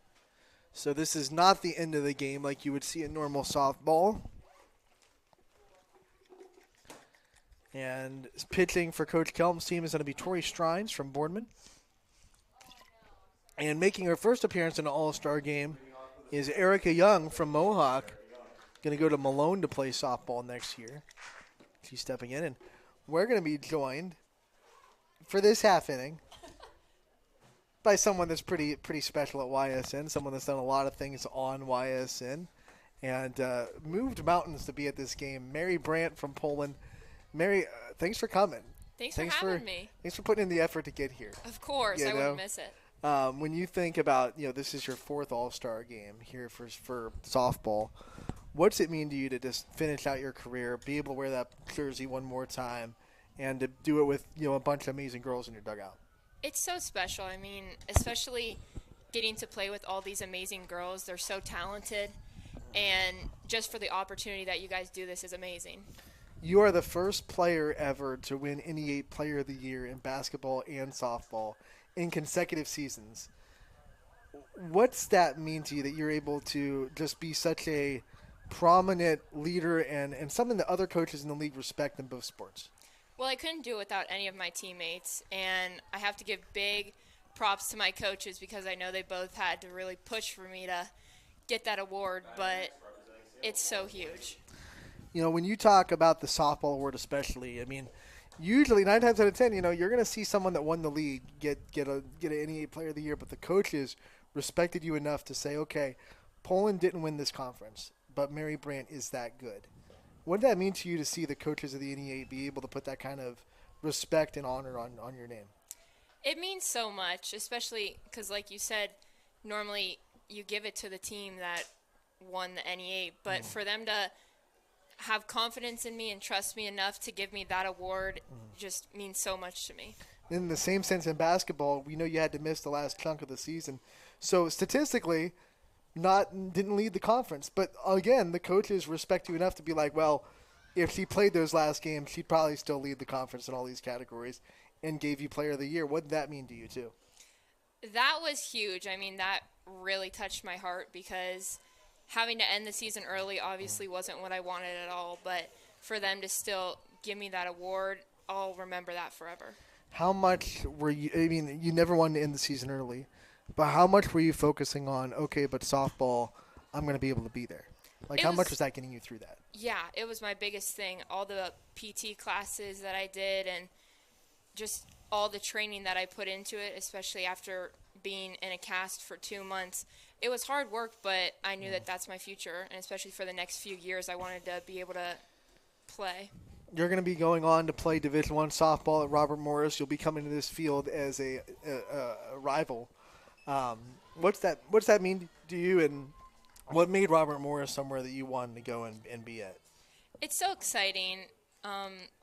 Just Robert Morris, I think, really touched my heart with the coaches. Just they're so personable, and they understand everything. They let you see your families, Sunday dinners, stuff like that. And I wanted to go far away from home, but not too far. So to be an hour, I think, is a perfect distance. When you think of things that excite you about being able to play at the next level and to play, somewhere that you've been dreaming about playing college softball, What's that mean to you, too? Again, it's huge. Since I was a little girl, I always wanted to play Division I softball, but as I grew up, obviously, I never knew if it was in reach just because I knew how much work it was, going to camps, constant hitting lessons, fielding, just I knew it was a lot, but to finally be there is something so amazing. Now, your last player profile we did, you were committed, but you hadn't signed on that dotted line yet. You hadn't made it official on the signing day. So in that moment, when you put your name on that piece of paper that made it official that you were going to be a college softball player, what was that moment like for you? It was just amazing, and especially all the people that came and watched in our school auditorium and supported me and showed me that they loved me, and it just really touched my heart, and it was so special. Mary, we want to thank you for your time in this half inning. Unfortunately, it's a pretty quick one, a 1-2-3 inning pitch by Tori Strines. But we want to thank you for your time. We wish you the best of luck at Robert Morris. And once again, thanks for moving everything and moving mountains to get here. Of course. For this All-Star game. Thank you for these past 4 years. It's been awesome. You got it, Mary. Thank you. You got it. Thank you. Summer savings are here. Save up to 50% off our Flex Steel Truckload event now through July 6th. Find more savings with 10% off Hickory Craft, Decorest, and Amish Essentials by Archbold. Take $500 off Temper Breeze mattresses. And these specials won't last long, like this rocker recliner, this 2-piece sectional, or this sofa and love seat. Create that perfect outdoor space with these limited closeout specials. These savings and more only through July 6th. Sheely's, the best things in life happen at home.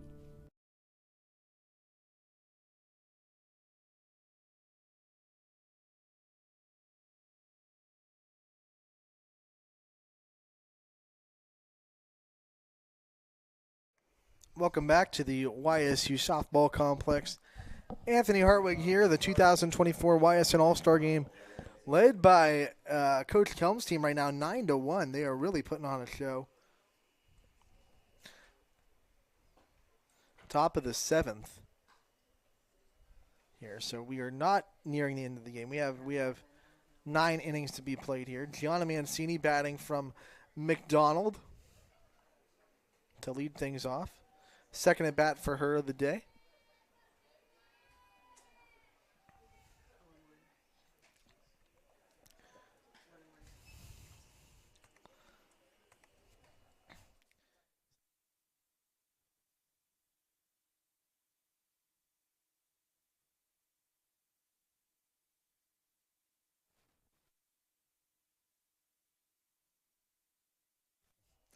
Lily Marilillo from Mineral Ridge pitching in the circle this inning for Coach Ward, and she pitched in a district championship game against Matthews this year. 2-2.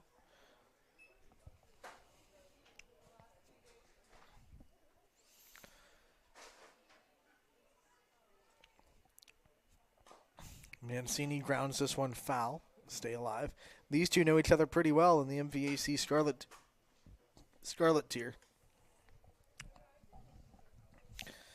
Mineral Ridge was swept this year by McDonald. 2 games that went dramatically different ways. One was a 21-0 win for McDonald. The other one, an extra inning 5-4 win for McDonald.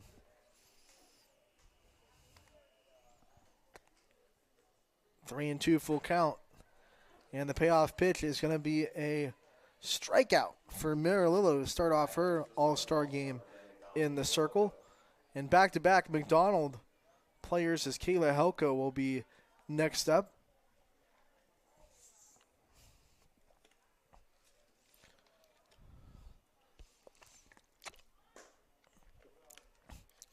First pitch a little bit outside. Ball 1. Helko is a speedy runner that you really want to keep off the base pass. Played in the middle of the infield for McDonald all year. Sister Jenna Helko finished her senior season as that one's fouled off for strike 1.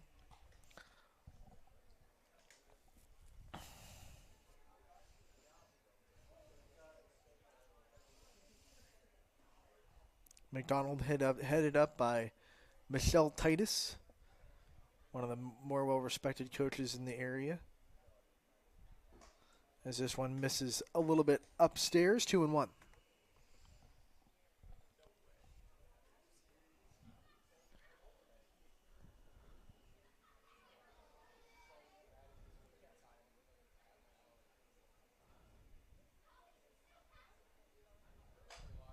This pitch grounded to third, picked up by Koulianos, throw over in time. Koulianos, an elite third baseman, makes the tough play, and there are 2 down. Marina Koenig, shortstop for Canfield, a state champion. Part of that revenge tour for the Cardinals. Going into her senior year next year, takes the first pitch, strike, 0-1.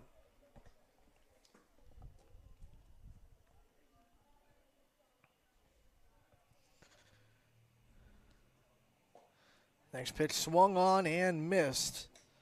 Strike 2.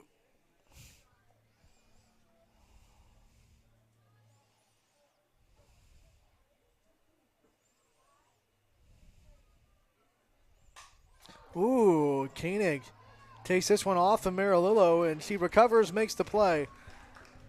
Good. That could have been really bad.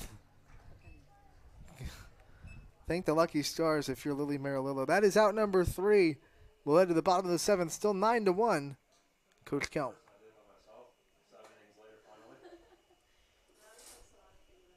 What does it mean to be approved? I'm Tracy from Greenwood Chevrolet, and to me, it means more than getting you the right vehicle with the right financing. It means getting you to work on time, driving your kids to school, or going out and seeing the world. That's why I go the extra mile for my customers with the inventory and financing options customized to them. Come and see me so I can get you approved and out on the road. Only at Greenwood Chevrolet.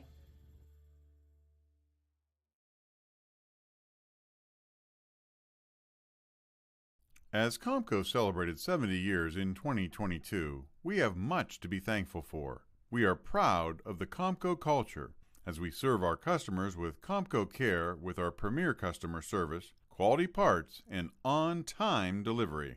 The partnerships we have with our customers and our community are second to none.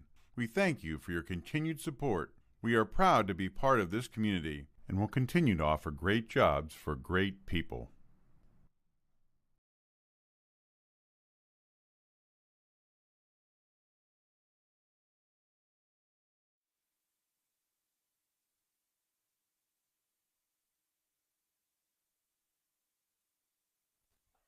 The Lightsabers making another appearance out in the outfield. The force is strong with Coach Kelm's team.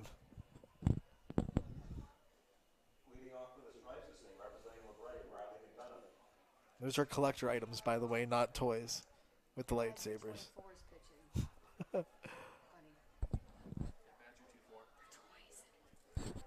Isabella Bailey, the new pitcher in the circle for Coach Kelm's team, and at the plate,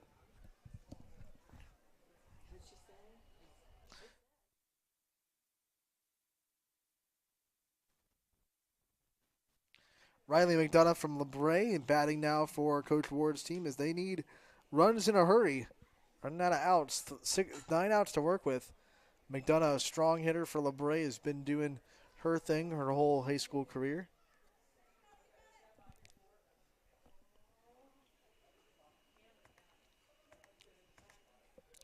Count goes to 1-1.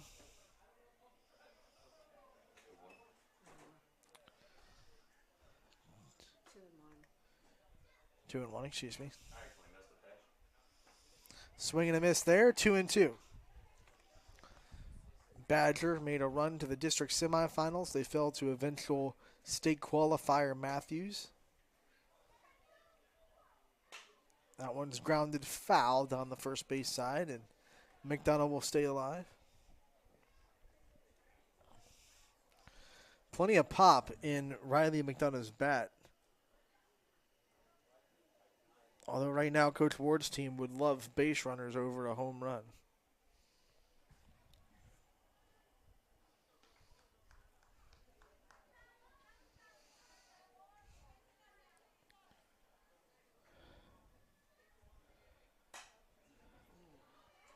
That one is foul left side. Staying at 2-2.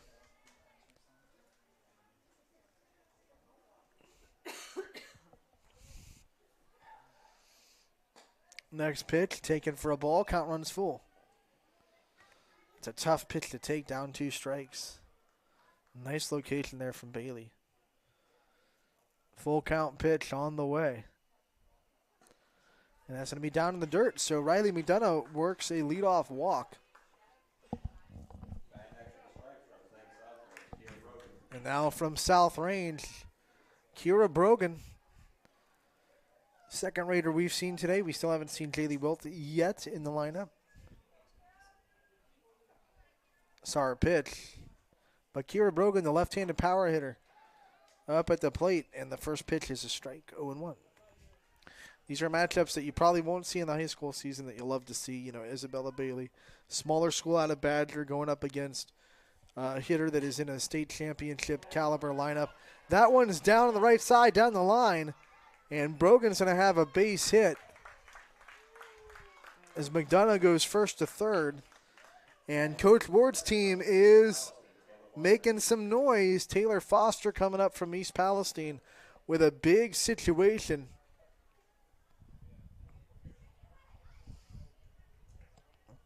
Taylor Foster walks to the plate with presence. You look at her, you're just like, she's got some power, and you just know it. First pitch swung on and missed as the runner steals second.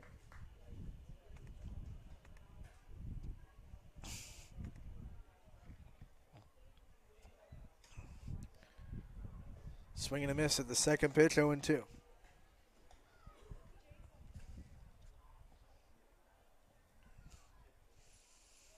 Taylor Foster hit in the 400s this year for East Palestine, and she gets that one in the air, and it's down for a base hit.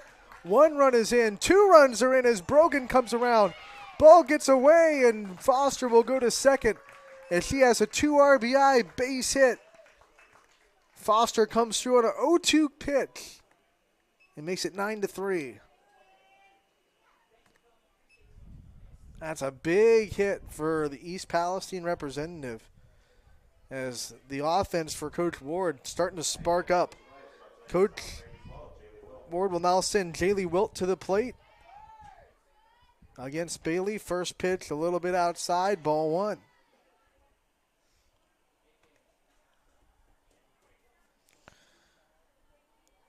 Foster 0-2 pitch, takes it into the shallow outfield, drops it in there for a hit. Wilt goes opposite way, but foul. Evens the setup at 1-1.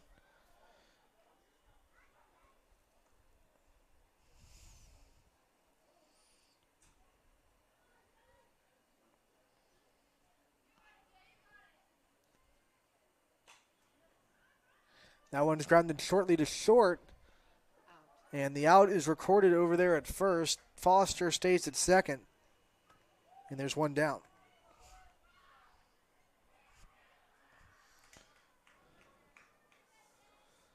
But now here comes Ayla Ray, the ever dangerous Ayla Ray, who will be spending her home here at YSU next year as a Penguin. First pitch is fouled away, 0-1.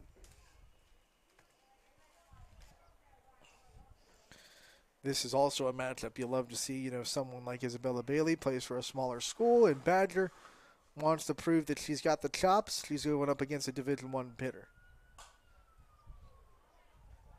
That one is going to be caught, and they get Ayla Ray retired. That'll be something that Isabella Bailey can add to her resume. There's 2 down. So Mary Brandt will come up to the plate trying for some 2-out magic with a runner in scoring position. First pitch to Brandt, inside for a ball, 1-0.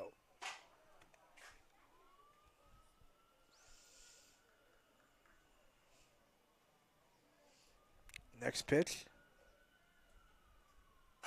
Brandt, center field, deep and down.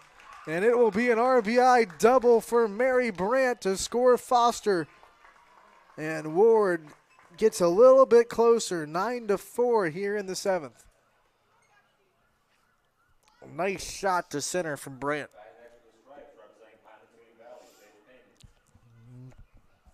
Now we'll see Sage Payne from Pymatuning Valley for the second time today. Still runner in scoring position. First pitch a little bit out. Ball one.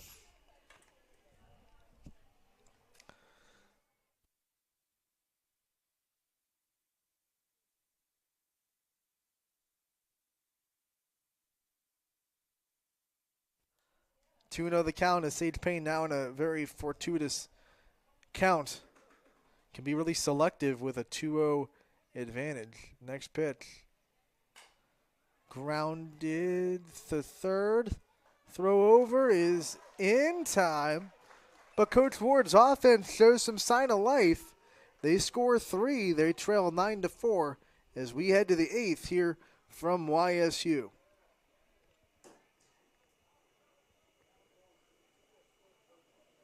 Summer savings are here. Save up to 50% off our Flex Steel Truckload event now through July 6th. Find more savings with 10% off Hickory Craft, Decorest, and Amish Essentials by Archbold. Take $500 off Temper Breeze mattresses. And these specials won't last long, like this rocker recliner, this 2-piece sectional, or this sofa and love seat. Create that perfect outdoor space with these limited closeout specials. These savings and more only through July 6th. Sheely's, the best things in life happen at home.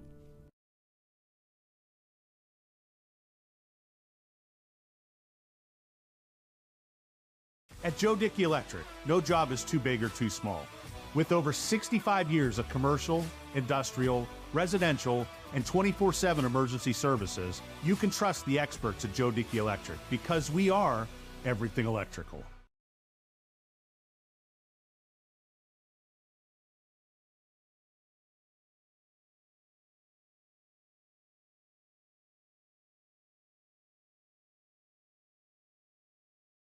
Your teams work hard and give it all they've got. Well, so does ours, because 21 Sports and YSN give you extra effort when covering local sports. 21 Sports and YSN, winning coverage of our Valley's teams.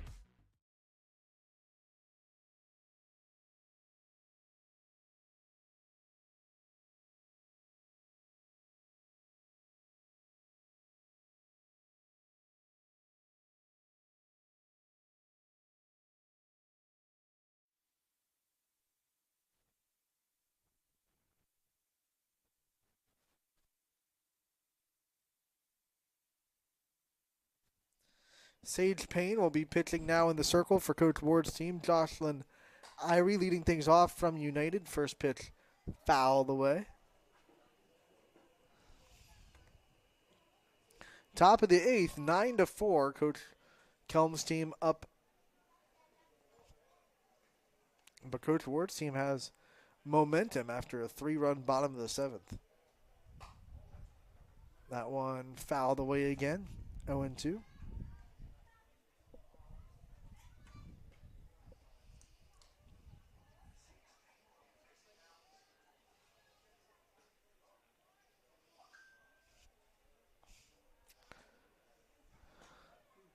That one misses outside for the first ball of the count, 1-2.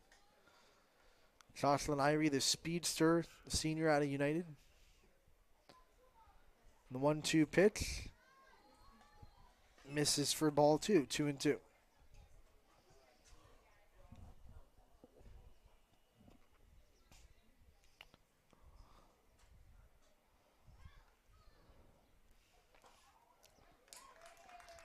And that is a swing and a miss. Payne gets to strike out, and there's one down. Channing Toy come up to the plate representing Salem. Her sister was a part of the All-Star game last year, graduated from Salem. And the first pitch misses for ball 1. Toy bat over 400 for the Quakers this year in a very tough EBC that featured the likes of West Branch and Marlington and Alliance. And that one's down through the 5-6 hole over the head of the third baseman. And it's a base hit. 1 out, 1 on for Isabella Bailey, who wants to breathe some life into the offense after giving up the 3 runs in the last half inning in the circle. Redemption is available. Bailey hits this to first. And it's going to be everybody safe. First and second, one out.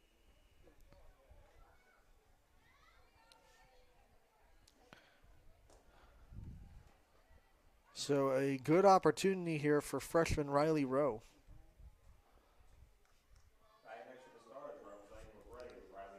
Riley Rowe plays for the Outlaws organization.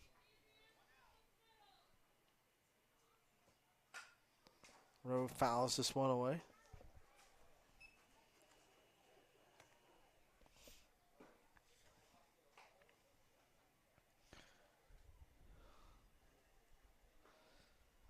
Sage Payne from Palmagini Valley joining a cast of very well represented 4-4-0 teams this year in the softball All-Star game, as that one evens up the count 1-1.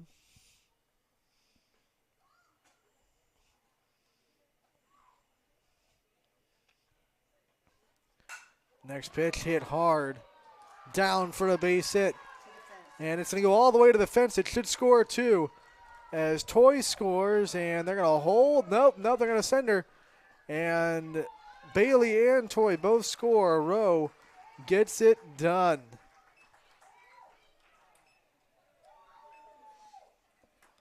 Rowe's on second. 2-run score. And Coach Kelm's team answers a 3-run inning in the last half by Coach Ward. Allie Jones, who had an RBI bunt her last time up, takes the first pitch strike. Had her in the booth for a little bit earlier on in this game. Next pitch misses.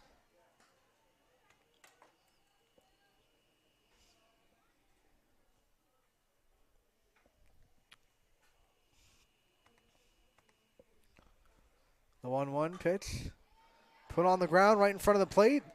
No play is going to be made. The pressure that Allie Jones puts on a defense. She's on for the second time today. Runners on the corners, one down. Now Addie Craven, who had a big double. The first real big hit of the game. This game was scoreless through the first three, as both of the pitchers that started the game were working and dealing. Craven goes opposite way and right down in the corner. It's going to score one. It might score two with Jones's speed absolutely easily, as Craven's in there with a 2 RBI triple. And I'll tell you what, these West Branch Warriors, they come to play in this game. Josie Milliken was the MVP last year.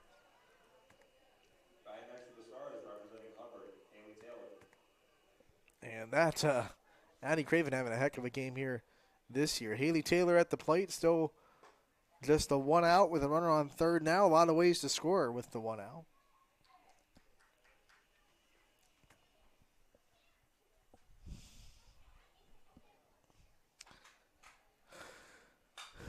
Taylor down for a base hit. Craven will score, and the offensive show continues for Coach Kelm's team as they now go up by 10. No run rule in this game either, for those asking.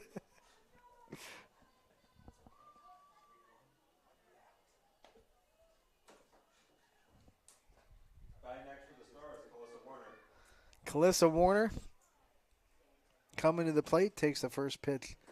That's a ball.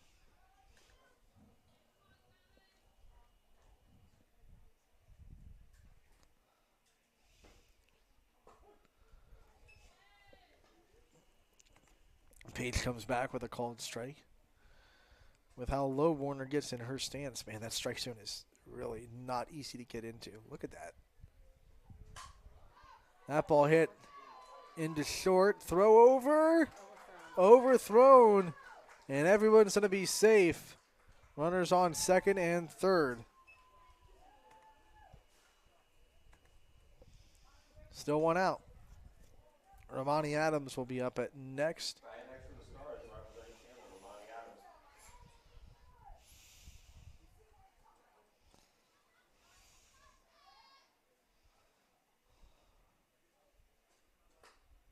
That ball in the dirt. Good stop there. 1-0.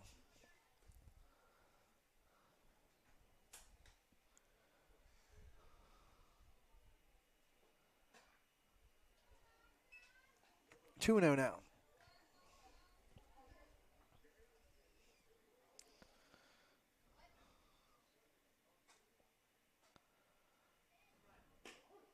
That one catches the corner for a strike. 2-1. Ramani Adams representing the Red Devils out of Camel. That one fouled away, and the count evens at 2-2. Sage Payne would love a strikeout here to put 2 outs on the board with runners in scoring position. Started out this inning the right way, got the first batter out. Change up, absolutely. That's a good spot for that pitch. There's 2 down. But now it'll be last year's MVP. It hit a home run in last year's game, Josie Milliken. With 2 in scoring position, 2 outs. Her teammate already with big hits today, and now Milliken trying to answer the call here with ball 1.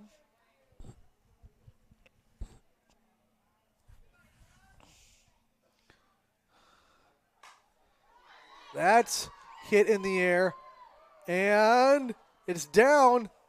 Milliken's going to have a 2 RBI triple. Yes. So she says, Addie Craven, you did it. I can do it too. They both hit 2 RBI triples in the inning. It's 18-4. And the lineup does not get any easier. Tori Strines coming to the plate. 6.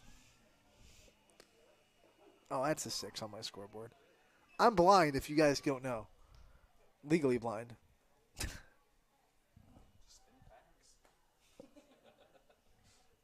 It's all good.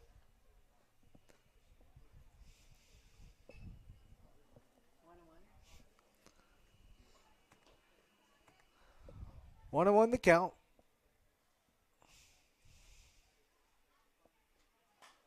Strines fouls the next pitch off. Payne 1 strike away from getting out of the inning.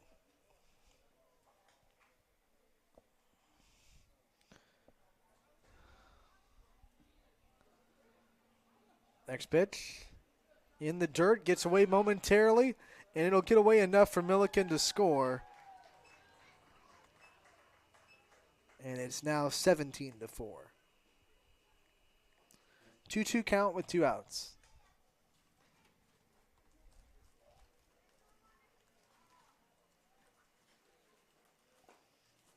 Next pitch misses. 3-2.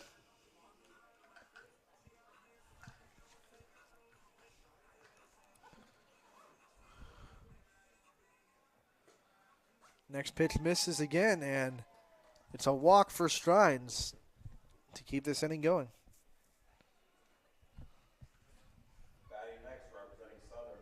Next, Lexi Essinger with Southern with a runner on first and 2 outs. Strines liable to go. She's got a little bit of speed. First pitch is called for a strike. 0-1.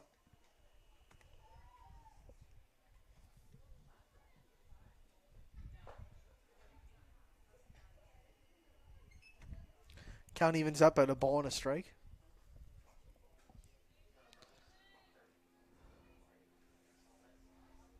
Next pitch hit up in the air. Drops in shallow infield, and it's going to be everybody safe.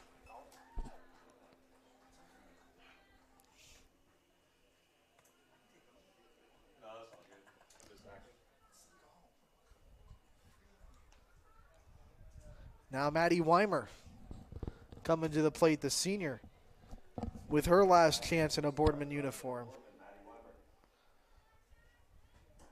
First pitch down low, ball 1.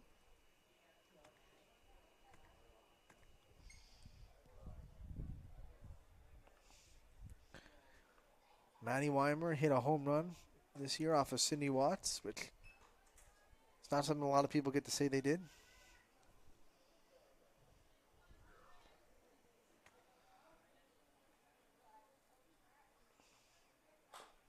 That one grounded, foul.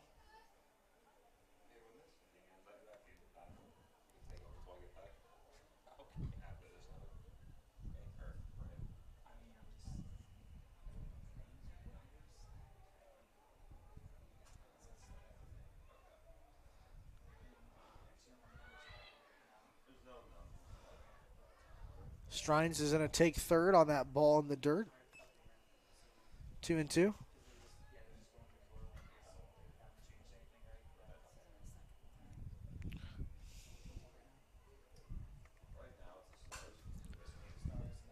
Weimer hits this down the line. Fair. 1 run's in. 2 runs are in.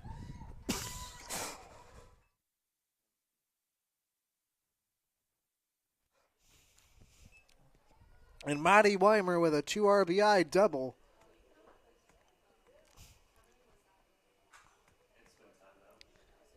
It's a 10-run inning.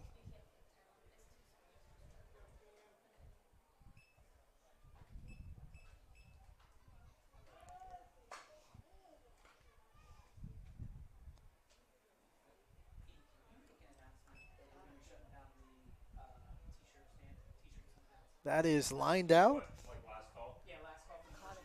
to third to end the inning. And Coach Ward's team coming back up to the plate. Bottom of the 8th coming up. 19-4, Coach Kelm's team up on the board. We believe expectations are made to be exceeded. At the new Toyota of Warren, it's about more than just getting a great deal. It's about service you can count on and a friendship you can trust. Year after year, we've done what we do best. We've gone the extra mile so you could too. Because we know it's just not about buying a new car. It's the start of a new adventure. Toyota of Warren, driven by you.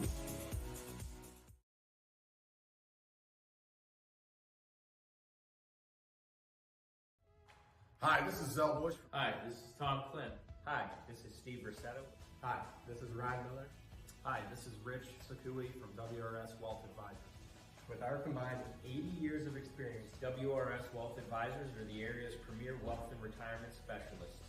Call 330-965-0370 to learn more about our individual and corporate financial planning services. or visit WRSwealth.com. Go Raiders. Go Dogs. Go Cats. Go Dogs. Go Tigers.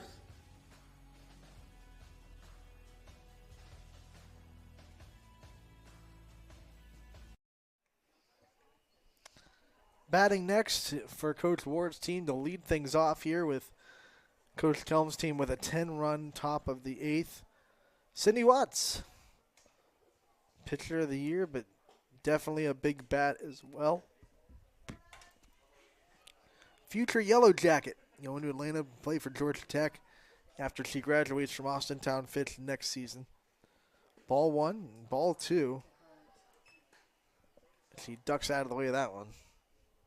In this game, I would dive out of the way. I'm not taking a hit by pitching an All-Star game.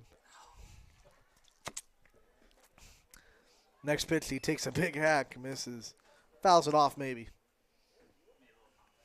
2-1.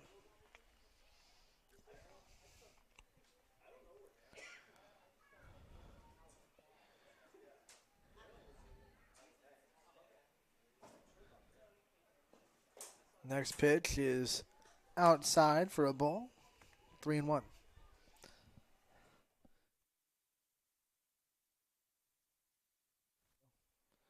Tori Strine still in the circle for Coach Kelm's team. This ball grounded down the line. Throw over to first in time for out number 1.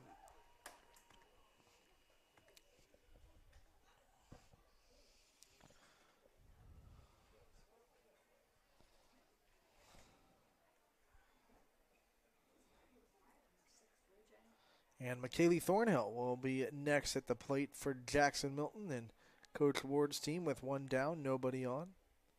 Thornhill will be continuing her softball career at Washington and Jefferson.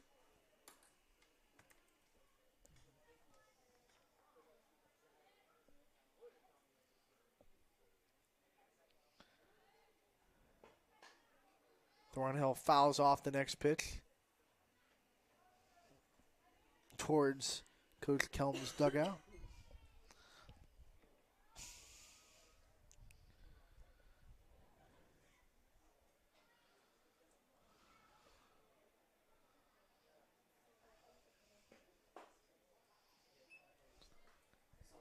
Paul pitch misses for a ball.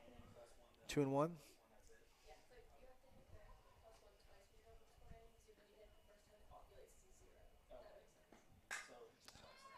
That one's grounded to short. Bobbled for a second. There's not going to be a play. So Thornhill legs out the infield base hit. Runner on first with 1 out for Coach Ward's team as it'll bring up the next hitter.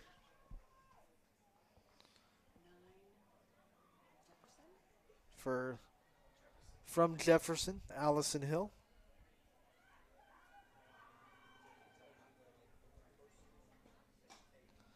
First pitch to her is a ball outside, 1 out.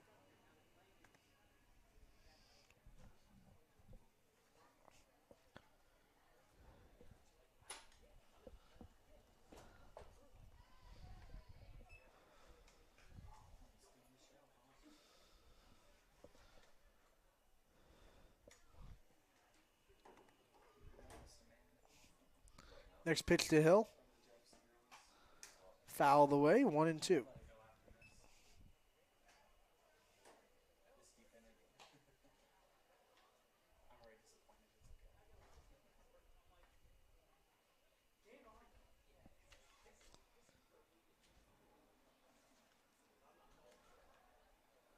Next pitch.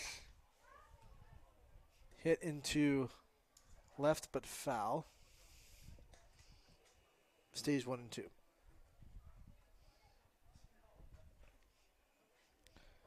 Turned into a beautiful day here in Youngstown for a softball game, and turned out to be a really good decision to move this game from yesterday to today. That pitch is outside. Thornhill going, and she will be safe. Ball gets away. Thornhill's going to take the opportunity, and she's going to come home around third, and Thornhill will score on the defensive miscue. Make it 19-5.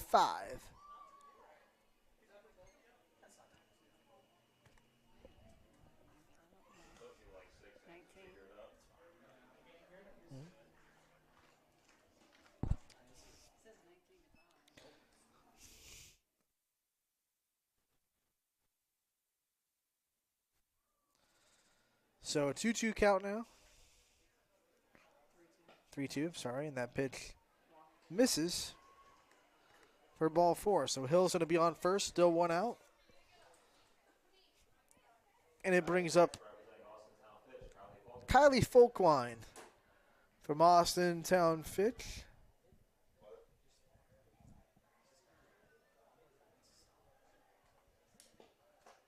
First pitch to her, high and tight, ball 1.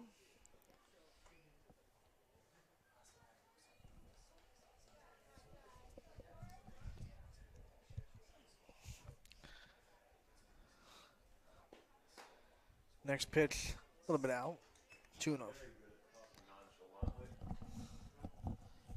These two know each other very well. They're in the same conference. They play each other twice a year.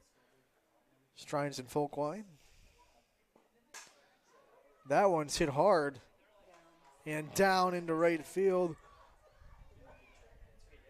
Runners will go station to station. Coach Ward's team has runners on first and second with 1 out as Folkwine gets the hit.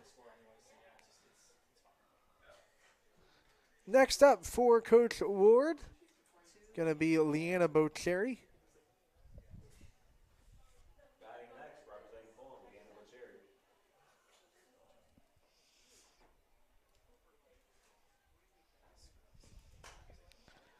That one hit right back to Strines. They're going to go get the force out at third. Double play, absolutely. That is the very rare 1-5-3 double play. Why not? As it'll end the 8th and take us to the 9th with Coach Kelm's team up 19-5. Going the extra mile means doing more for the people who matter most to you. It's how you take care of your family and yourself, how hard you work and play. At Greenwood Chevrolet, we know going the extra mile is about more than what we do at our dealership. You're here to be part of something bigger, to make things happen. For you, college is about knowledge being shared and learning experiences that aren't limited to the classroom. On campus, you want to matter. It's about engaging every day, building relationships with students, with mentors, with the community, in the heart of a reinvented city. We are that something bigger. We are Youngstown State University, and proud.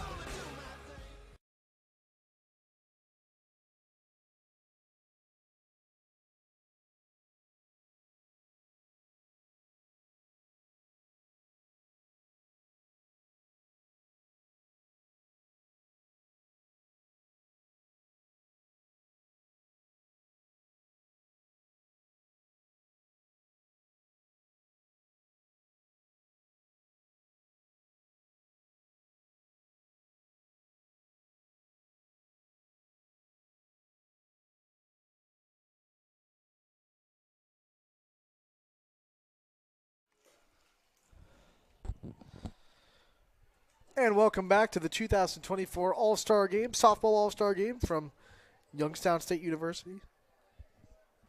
Anthony Hartwig with you. Coach Kelm's team way up, 19-5 on the scoreboard. Cam Perkins leading things off. And the first pitch is down in the dirt for ball one.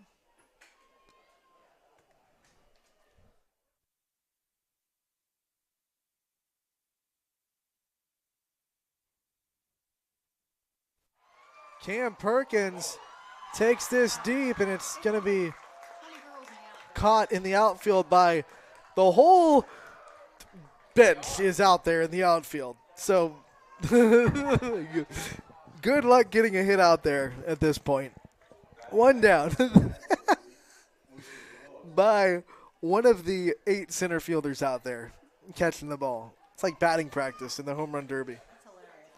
So Palillo, good luck. Keep it on the ground or over the fence. Those are your two options. That ball gets away. 1 and 2. Going to be joined by another player this half inning by United's very own Jocelyn Irie. Jocelyn, thank you so much for taking the time to spend this half inning with us. How's your night going? How are you enjoying this All-Star game so far? It's really fun. So we're having a lot of fun in the dugout. Yeah. Just enjoying everything. I see lightsabers. Yes, yes. And I see lightsaber selfies. Yes. What's been your the best part so far for you? Probably just being able to play one last game here, for United, representing United. So. Yeah, and that's what is so special. You get to put on this jersey one more time. Yep. Tell me what it means to represent United and to be able to put on that jersey one last time. It means a lot, actually. This program has meant so much to me. I mean, I started playing for United my freshman year. I moved schools, and, I knew the coaches, so it was a long journey for me as well, starting slapping. So I started, 8th grade year, summer of 8th grade year. So it's just a lot, all the memories and the fun and everything else, and just growing with the program and watching it grow from now is going to be very fun.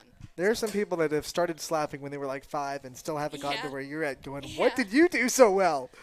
Just a lot of practice. So many hours I put into it. So I would go to hitting lessons from 6 to 9 o'clock at night. So I was always working. And then one of the misconceptions of slappers when they come up is, oh, this girl can only bunt. Yeah. Right? So how much – well, you rolled your eyes right there. I saw it. Yeah. How much do you kind of smirk when defenses come way in and you know, okay, I can hit it over your head if I have to? Yeah. It's really interesting because every slapper's different is what I've noticed. Brittany Miller, she started slapping. I started her on slapping this year. She does a lot of soft slapping, and it's interesting to see how everyone is different. And the other girl, Allie Jones, that I'm playing with right now, she does a lot of small ball and running and everything else. And it's I'm just a power slapper. Right. So well, it's really fun. With Allie Jones' speed, you don't have to. I told her the less hard you hit the ball, the better, because the slower that ball is rolling, the more chance you have. Yeah. So you're finishing your career at United. Mhm. You've accomplished so much. Yeah. What are some things that you're like the most proud of that you've been able to get done at your career at United? Just being a good teammate and a good leader, I feel like. Mm-hmm. I've tried my best to be positive always and like lift each other up and everything else when times are hard and everything else. So yeah. When you talk about future and what's going to be next for you, what kind of things do you have in your future? Yeah, I'm attending Allegheny College in the fall, and I will be continuing my softball career there. So I'm very excited for that and looking forward to it. What made you make that decision that that's where you wanted to go and that's where you wanted to continue your softball career? I went there for an overnight, and I was in contact with the coaches, and I have been. So just seeing how the team practices and everything else, it kind of felt like home because it was similar to the way United practices and everything else. And you couldn't tell who was a senior. You couldn't tell who was a freshman. Like, everyone was a leader, and I really appreciated that. I know with all the work you put in that next level softball probably always a dream for you. Yes. So when you signed on that dotted line, you made it official that you are playing softball at the next level. Yes. What's that moment like for you? It was nerve-wracking, but exciting. There's so much to look forward to, and I just know I have the support to back me up as well. So it's very fun. We can't let you go without talking about your teammate on the opposite end. Yeah. Sam Lippiett playing for the other team. It was the wheel of destiny that put you guys on opposite teams. We had nothing to do with it, but bragging rights on the line and all? Were there any, friendly jabs at each other to try to see who was going to win tonight? No, there really wasn't. She texted me today, actually, just wondering, like, what uniform we were wearing, so. You guys should have worn the opposite one since you were on opposite teams. We were both given the same uniform, but so we didn't really have a choice. I dig the blue and yellow. I do, too. Jocelyn, we want to thank you so much for joining us this half inning. Thank you for having me. Congratulations on everything you've been able to do you. for United, and good luck at Allegheny College. Thank you so much. You got it.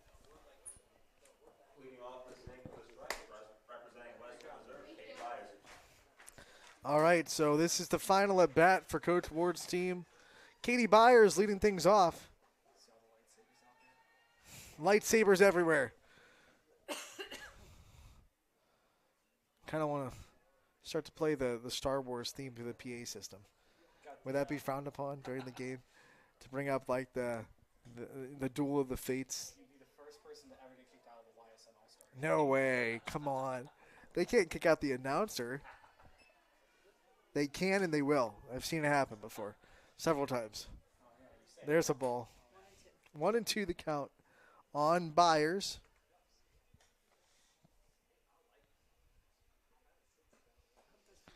Ball misses. They have the force. They're not going to miss anything out there. That ball misses inside. 3-2.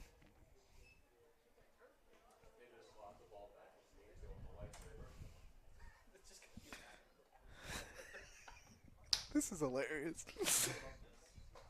I hope we have plenty of pictures from Gary Leininger and Mahoning Valley Sports of girls in the field with a lightsaber. He left at the worst time. He left? Gary, come on. Runner at first. Nobody out. That ball almost gets away, but a good stop keeps Byers at first.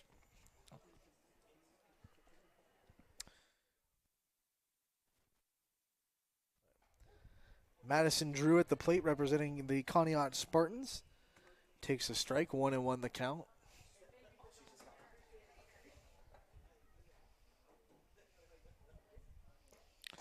That pitch upstairs.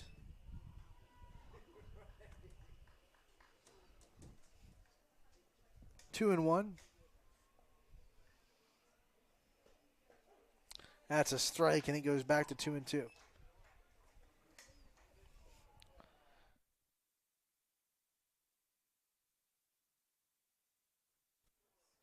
Riley Rowe back in the circle. She started the game and pitched a scoreless frame.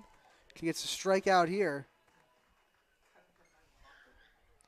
And now from Crestview, someone that played Riley Rowe twice this year will go to the plate. Cook. Takes a swing and a miss at the first pitch. 0-1.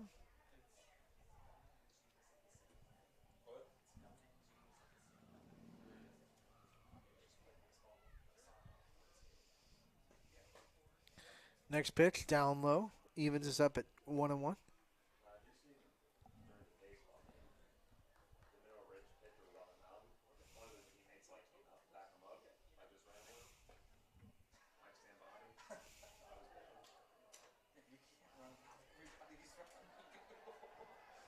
That takes away from being able to steal.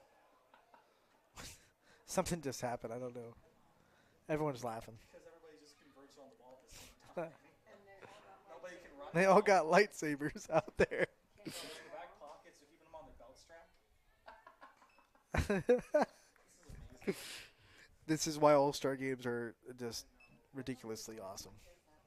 No, this has been the silliest one for sure. Fouled off. 1-2. 3-2.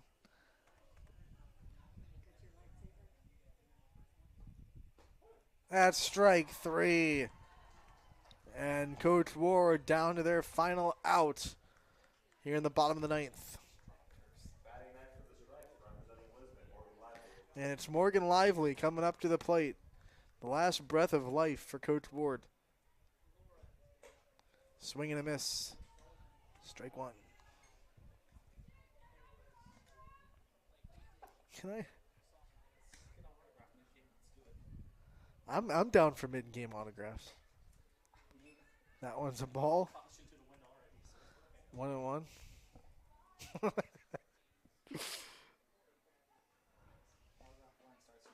Swing and a miss. Strike 2.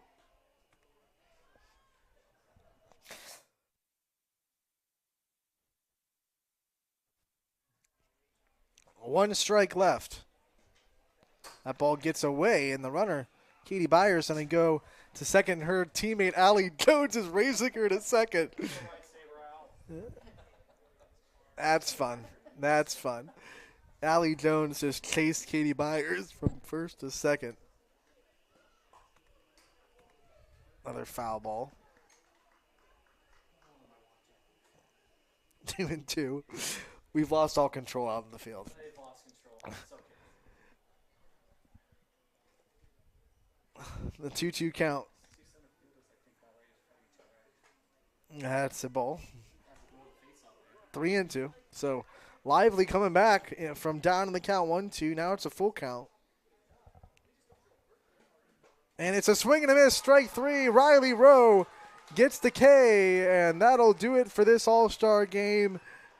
Coach Kelm's team gets the dub, 19-4, and they celebrate with the Sabres. Sabres galore. And now, you know what the heck, Coach Ward's team joining them.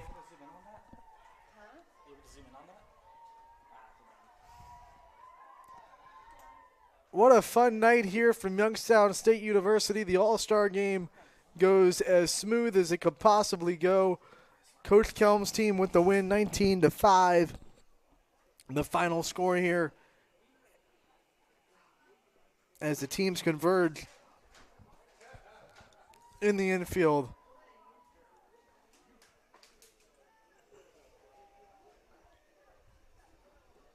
And quite possibly the funnest All-Star game we've ever had here at YSU. Selfies everywhere. And we will put the bow on the high school softball season in the most perfect way imaginable. Now they're being, oh, here comes the chase.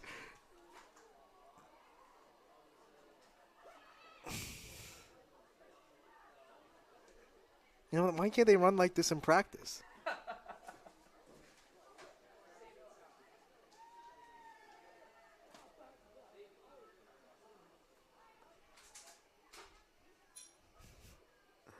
That'll do it here from Youngstown State. For Anthony Hartwig, DJ Oakley, Brian Scott, Steve Leslie, and everybody else here at YSN, we thank you so much for tuning in today, and we will see you all next softball season in the spring.